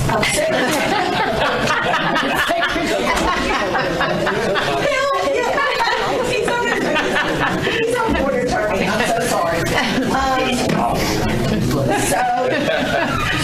I know there's tons more stuff that we could share, but it's already been long. Y'all had a long day, you've had a long meeting. And I think it would be good if you all make notes of things, like we would really like to hear about whatever. I can talk about public education all day long, every day. Chairman Ellison. And lots of the rest of us could too. And we are happy to answer any of your questions. It doesn't have to be in a formal meeting like this. You can call, email us. We all have regular school emails. So, but if we wanted to set up like quarterly, we talked about this with Daniel one day after our meeting, a quarterly thing where we come and just give a short report about something. You all look at that. I know you already have a lot going on, but we would be happy to do that. I think it's too much pressure to do a report, but I think a roundtable or a group like this to involve, just to have a conversation, whether it be informal, things that are coming up, questions that we have, questions that you have. I see it, the informal conversations probably carry more weight than formal reports. And you can get feedback. You need feedback. That's very helpful. And then, and also with the board liaison, I mean, that's an option as well. I mean, we can. The problem with the board liaison that I see from my perspective is, while you have one board liaison, they can talk to you, but if they talk to us, maybe you're talking on violating sunshine laws. So we don't always get, and it's hard to remember if you're back out and you have other board meetings and there's so much time that passes and you guys only have one meeting a month. There's too much of a lapse and a gap in the sharing of information, and it's really too much to put on one person to do that. Well, I was talking about the monthly meetings as far as like sharing the information. I don't see how that would violate a sunshine law, but No. If they come, the only way that we get the information that they get from you is if they share it with us in their alderman comments. And so there's this lapse. In other words, the rest of us, the majority of your board up here, and this is for the future board, think about this for new people coming in. They don't always have all the information, and we're looking at potentially having a whole new cabal up here. They're going to need this quarterly meeting to be very beneficial going forward. Something, a benefit that we didn't have, a lot of us, when we started. And obviously not this long. No. You wouldn't have to have it this long because you'd be meeting regularly. But what I'm saying, there's a lot of assets we have and stuff we're going to have to replace or renovate at some point. So us all discussing it and having it on a radar is a good thing. There's only one authority that I have, and that's when to call a meeting adjourned. So we are. Well, we want to thank you for having us and the questions and the feedback.